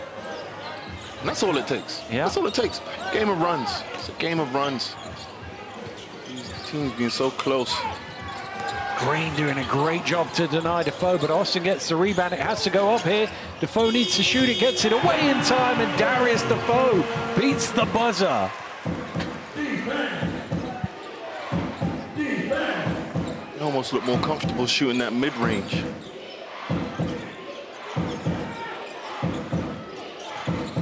Ollison snaking his way to the rim, and a slap down from Defoe, and that's going to be his fourth personal foul. 72-70, Bristol fighting all the way back here in the fourth quarter. Which way will this one go? Find out right after this break.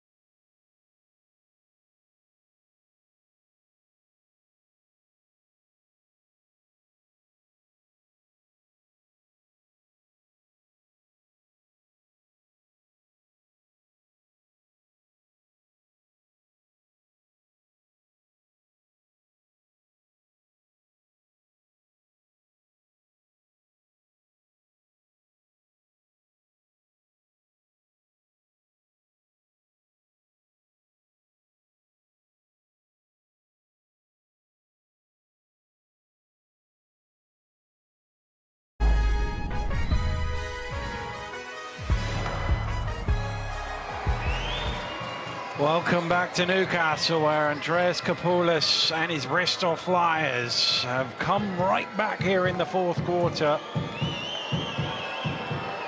Trailing by as many as 13 in this game. And a chance to draw level once again with 4:11 to play.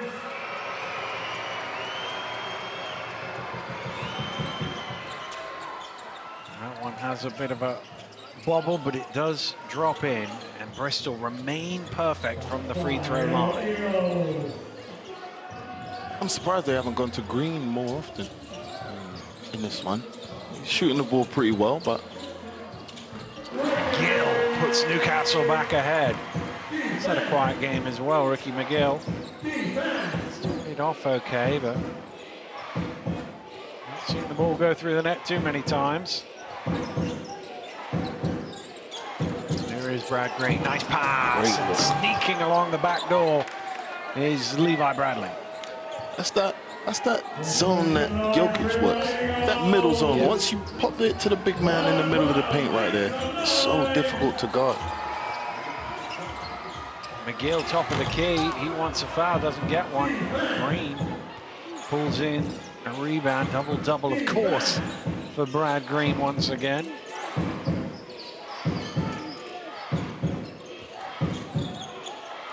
Johnson creates some space for the three, and he knocks it down. Keedy Johnson, his first triple of the game. He'd missed 5, but what a time to hit one. Austin loses his feet, and it's an offensive foul called against him. You can see McGill going backwards. Nobody goes out to challenge Johnson. When it rains, it pours. When it rains, it pours. But this Newcastle side, there's been some super high highs this year, but at times you just seem to scratch your head at some of the positions they find themselves in. They really had this game exactly where they wanted it. End of the third quarter, start of the fourth, and he could see it in 45 seconds. 2 scores into the quarter. He called a timeout, said that's their run. That was at 4-0, and it ended up 14-2. And hats off to Bristol. They've done a great job, I think, of keeping this crowd out of it. And Ollison hits the 3, 2 in a row for the Flyers, and suddenly they are up 6, their biggest lead of the game.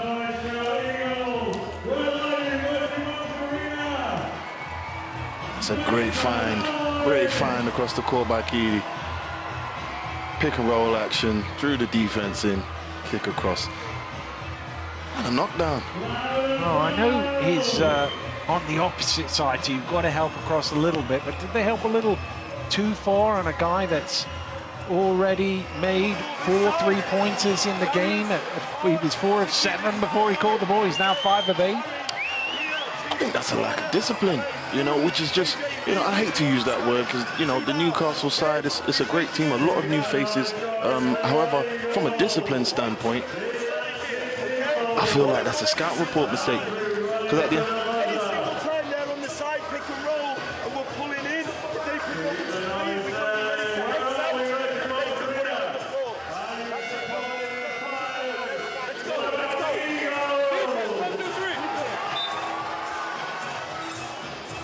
he's just trying to get a little life into his team, just setting up a... I think he was talking about the side pick and roll. I'm wondering if it's Johnson you were talking earlier about on this right-hand side of the court. They're trying to create space for him to work his magic. Maybe that was what he was drawing up on the board there as well. I think they're either going to him or Gill, because it looked like they ran the same action that they ran for Johnson on the right side, for Gill on the left side of the floor. So, you know, be aware. Oh, it's a lovely little dump off to Defoe instead, and he finishes. And 8 points in a row have been stopped by the Newcastle Eagles. Great job out of that timeout. Johnson harassed by Austin.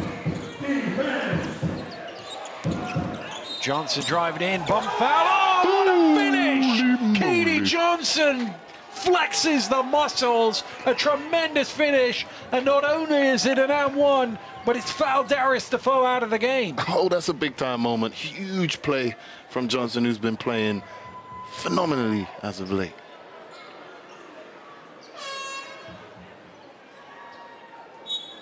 Darius Defoe his 5th and final foul.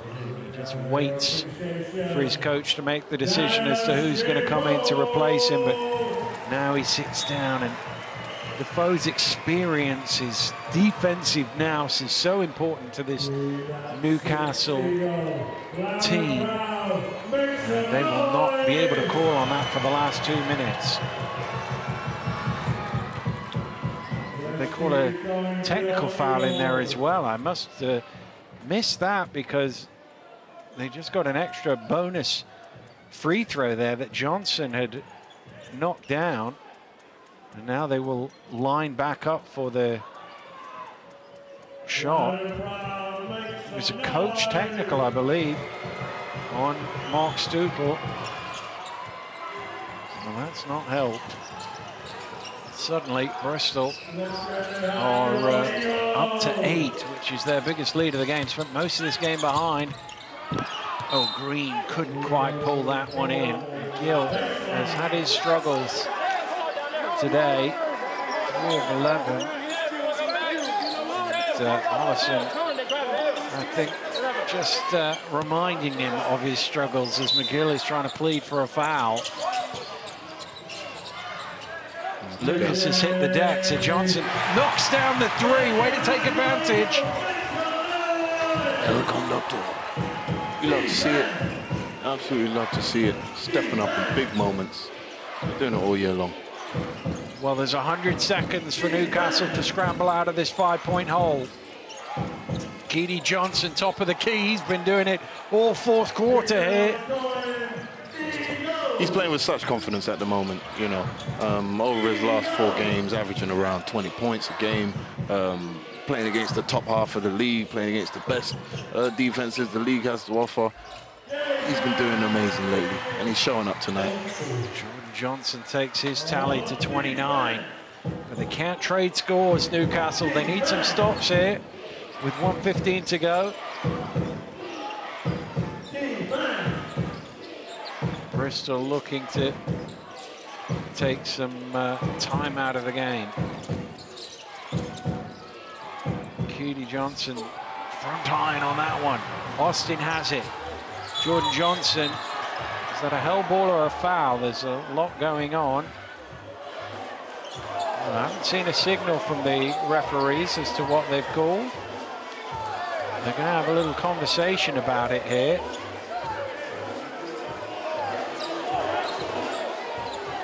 It's a foul. But it's on Lucas. He got his hands in there eventually on the ball, and then there's a little coming together, shall we say, but all sorted itself out.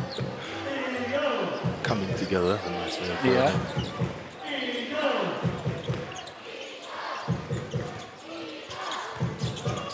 Oh, McGill. I turn the corner. Drives in, and the foul is called on Ollison. Probably not the worst foul, because it would have been an easy layup. The way Newcastle have shot free throws, we'd rather than be at the free throw line. John Lucas does a good job there of getting him away, getting Ollison away from the referees. They don't want to risk getting a technical in this situation at this time in the game. I think he's fouled out, has he? Was that his 5th foul, Tevin Ollison? So it's a timeout called as well with 48.3 seconds remaining. Bristol by 5, but Tevin Ollison has just fouled out. He is their leading scorer with 23 points in this game, but he won't be adding to that total.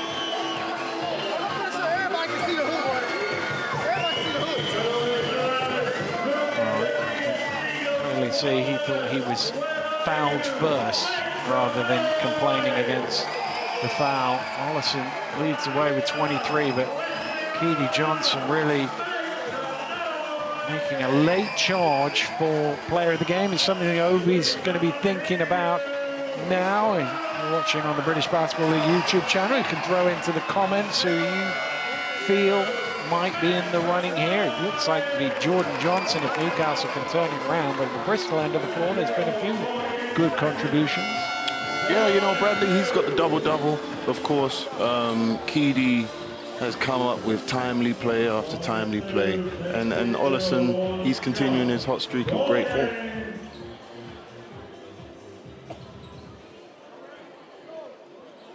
So Ricky McGill, 2 of 4 from the free throw line today. These are must makes with 48 seconds to go. Getting back to a one-shot margin.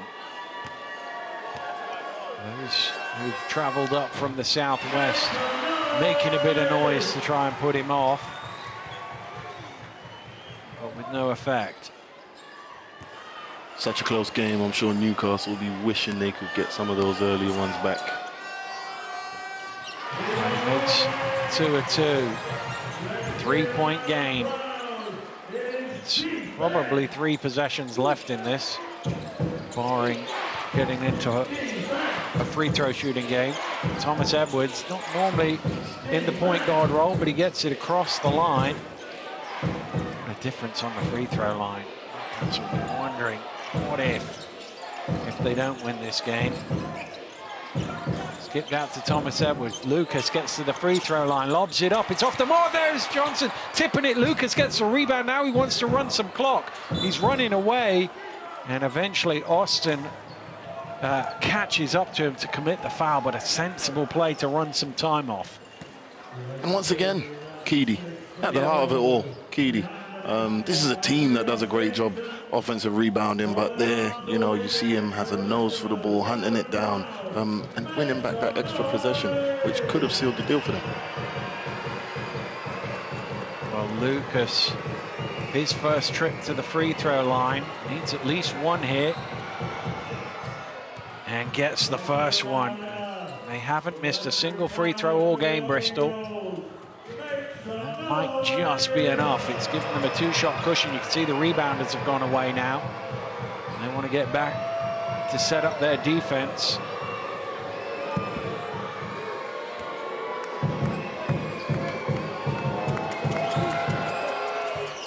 And he's made it again.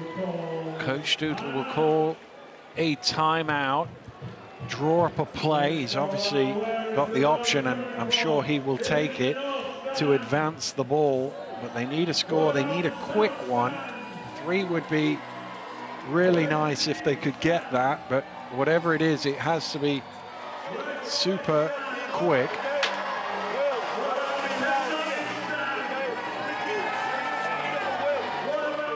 What do you do if you're in this situation? If you're Mark, do you go for the 3 or a quick 2?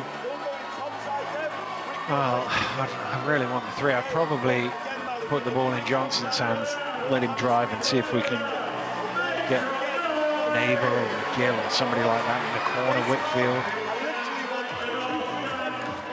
Surely on Bristol's side, you know, Coach Kapoulis will be making sure they're yelling no fouls on 3-point shooters. Yeah. I think it's always an interesting one in this one. I always believe if they give you the lane and you can get a quick 2, you always take the easiest basket straight away and just try and extend the game and play the free throw game. Well, big game tomorrow night on Sky Sports. 7:30 start. Sheffield Sharks taking on Caledonia Gladiators. Sheffield wouldn't be too disappointed with a Newcastle loss here. Well, the other thing he said right at the end of that timeout is if Brad Green's in the game, let him catch the ball and then foul him. Yeah. It's into McGill. McGill loses it. Well, he didn't draw that up on the playboard. Newcastle have got it back, but they've lost so much time, and Johnson misses the 3, and that will basically be that. Johnson will commit the foul, but it's too late now, and Newcastle will look back at this game film and think, we got double-figure lead in that 3rd quarter. We were right on top at home, and we let it slip at the beginning of the 4th quarter, and he will rue 12 missed free throws. It's a 5-point game. They've missed 12 from the free throw line. I mean, you know what Newcastle is? Newcastle is that kid in school that every teacher always tells them they have so much potential. Yes. That's what they are. That's what Newcastle Yes. is. You know, they are the child in school with potential. You know, they can be absolutely incredible at times, but then they get the A-star. What are you doing with this sea-level performance? What are you doing with this? But just the lack of focus in certain situations as Gil knocks down the 3. It just puts them in bad situations. It certainly does, but a great comeback from the Bristol Flyers with a monster fourth quarter. They scored 37 points in the last 10 minutes to come from as many as 13 down to beat the Newcastle Eagles on their own floor. And those are the sort of results that really boost a team's confidence, because he'll say, look, we weren't that great, 3 quarters we weren't at our best, but when the game was there for the winning, we came and won the game. Yeah, and you've exactly nailed it, Dan. At the end of the day, you want to be able to win games when you're not playing very well, when you have some guys in or out of the lineup. They had 2 guys that were out last week in both the trade zones. So, you've got to tip your hat off to these guys. They are really in great form, and yeah, they're looking great. Player of the game, where did you go for that? It's got to be Keedy. It's got to be Keedy. Some big-time performances. Tevin Ollison played great. Bradley played great. Big Green, played great. But Keedy, I think he came up with timely play after timely play. His clutch performance today, I think, has earned him the player of the game. Yeah, certainly in the fourth quarter, he really stepped it up. And this Bristol Flyers team now have two home games to finish off their regular season, but they look to be catching form at the right time. It's obviously been a long, hard season with their European campaign as well, but they seem to be going in the right direction just at about the right time. Yeah, I think they are. And they have the beauty of being able to catch teams by surprise, because I do think their talent says that they're a much better team than maybe their position in. But, the season, they've had some ups and downs with injuries. So, yeah. Well, we've got our player of the game for us now, Keedy Johnson. Keedy, first of all, you guys down 13 in the third quarter. What a great start you had to the fourth quarter. Really turned that one round. Oh, yeah, for sure. We had so many guys step in and make big plays. We just showed so much resilience throughout the entire game, to be exact. Well, you must have a lot of belief in the team as well. You weren't playing your best basketball through 3 quarters, but to be able to score 37 points in the fourth quarter and pull out a win like that on the road as well. Always, some games we start slow. Coach just keep building us up throughout the timeout. So we give him the credit for that, for keeping us, encouraging us, and pushing us. Yeah, Keedy, OV Soko here. Absolutely great game. Appreciate it. How do you stay tough down the stretch? You guys went through some really difficult spells out there today. How do you remain tough when things aren't going your way and be able to pull out a big win like that? Things haven't been going our way throughout most of the year. We had so many guys miss months with injuries, myself included. So it's just that time missed. We got the will to win and just want to fight to the very end and come out with a dub every night. We love it. All the smoke. All of it. Great win tonight, great performance from you. Thanks for talking to us. Thank you so much. Well, let's have a look at the numbers from this ball game, and the one that leaps off the page. One team misses 12 free throws, the other team misses none. Yeah, freebies, and I think when it comes down to free throws, one of the things numerous coaches always express to me is that comes down to focus. It's your ability to focus, especially when you're looking at guys missing that shoot a very, very high percentage. And you're seeing that lack of focus consistently. But hats off to Bristol. You've got to tip your hat off to those guys. I think they've done a wonderful job of hanging in there. I think the turnovers slowed down as well. Maybe they listened to me at half-time. Maybe that turning it over. A little bit to do with it. No, they done a great job. They made adjustments. Coach Kapoulis, the team, they went out there and executed. And I think this is a team looking at the rebounds. They stuck to their guns and they pulled out a win, playing their style. Well, let's have a look back at the action from the second half. And this was a half of 2 halves. The third quarter very much belonged to the Newcastle Eagles. They were looking like they were in a rhythm, and we said they started well even when it wasn't showing on the scoreboard. Then they were knocking down a few shots. They won that quarter by 12, and they looked like they were going on to win the game at that stage.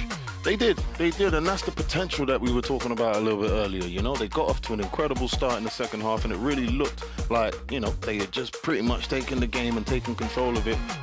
However, you know, those little mental lapses or lapses of focus allowed Bristol to work their way back into the game.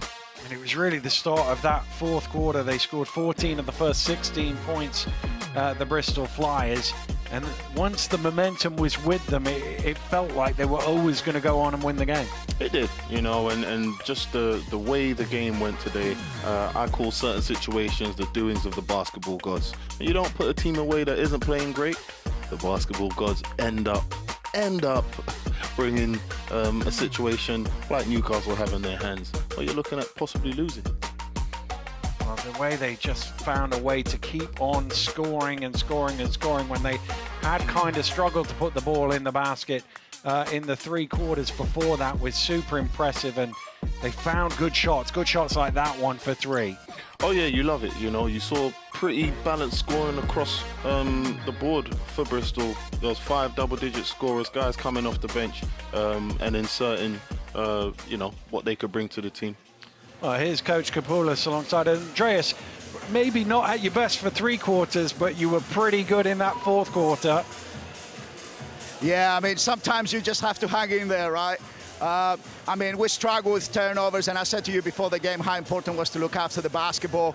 But in the 4th quarter, I thought our bench did a great job. I thought Leslie Smith and Ralph Thomas-Edwards helped us get it going on offensive end, and then Kitty Johnson took over those last few minutes of the game, really. But different guys stepping up and making big plays. I thought that was big. Tizon Lucas with a big 3 to tie it as well. And then we started kind of being able to get some stops on the defensive end at crucial times. The mental resilience as well, to be, you know, struggling a little bit, down double figures on the road, and yet find a 37-point 4th quarter. Yeah, I mean, we say next play. We were saying at when we're down 12, we were saying like next play mentality. Let's cut it down to single digits and go from there. And you know, as you say, that toughness, that resilience. I cannot speak higher than this group. We have had to deal with a lot of things over the course of the year, and we're not finding excuses. And other teams will crumble being down 12, but we kept on going, and that goes the W. Coach Kapoulis, Ovi here. How are you doing, Coach? Ovi, how you doing, man? I'm doing great. I think you've done an absolutely terrific job today. How can you speak? How does your team feel now going into this last portion of the season, knowing that you've gone through some pretty turbulent times this year with injuries, and now you guys are getting back to full health? You guys look like you're finding form. You know, what can you tell us about that? Hey, yeah, you know, when you have adversity, there's no way around it. You got to embrace it, right? The only way is through it, and that's how we've approached it. When we had different guys down, you know, other guys stepping up, and it hasn't always been looking very good out there, but we felt when we get healthy and we get going and everyone can find the roles again and the rhythm, that we can be pretty good. And we're building some momentum. You know, we built, you know, we had that tough loss at Plymouth at home. And from that point, going to Cheshire to get the win, going to Leicester, you know, it was tough playing London. It's always got to be tough, but, you know, it was only a 4-point game going to that last quarter against London. And today it was just about hanging in there and finding momentum. It comes down to the guys, you know, it's the group, it's the leadership, it's the toughness that our guys have. And when you have so much adversity throughout the course of the year, you know, that builds your resilience. And the guys have been great throughout. Thank you very much, Andreas. Good luck in the last couple of fixtures. Thank you very much. Much appreciated, guys. Well, a tremendous victory for Andreas Kapoulis and his team on the road. So that's 2 more away wins in the British Basketball League so far. We've got double headers all the way through the weekend. Starting tomorrow, London at Plymouth, and then our Sky Sports game. We're on air from 7:30, tip-off at 7:45 in Sheffield, Caledonia. The visitors. Newcastle have to pick themselves back up and head down to Surrey. 5 p.m. tip-off on Saturday. Bristol will be buoyed by their win. Manchester in town. That's an 8 o'clock tip-off. And then on Sunday, Cheshire head over to Sheffield for a 3 p.m. tip. And finally, Caledonia at home against Plymouth. Long old journey for the Patriots on Sunday. So here's how things stand in the table. Sheffield jumping up to 4th there. They're on the same record as the Newcastle Eagles. Leicester just behind them on 17 and 17. But here come the Flyers, finding some form in 7th seed. Could they catch somebody up? Don't know. It's still possible, but the most important thing is not where you finish, it's how you finish. And they seem to be finishing well, Bristol. Oh, yeah. You know, when you start getting closer to the playoff time, it's more about rhythm, you know, and I think the rhythm that we're seeing with this Bristol team, we're seeing them become more and more comfortable on the back end of the season. But that's what you want going into the playoffs. You want your team to be happy, comfortable, feeling good, and confident. Well, I'm sure they are confident now. Not long until those playoffs get started. For Ovi Soka, I'm Daniel Ratlish. Thanks for joining us. We'll see you again very soon. Goodbye.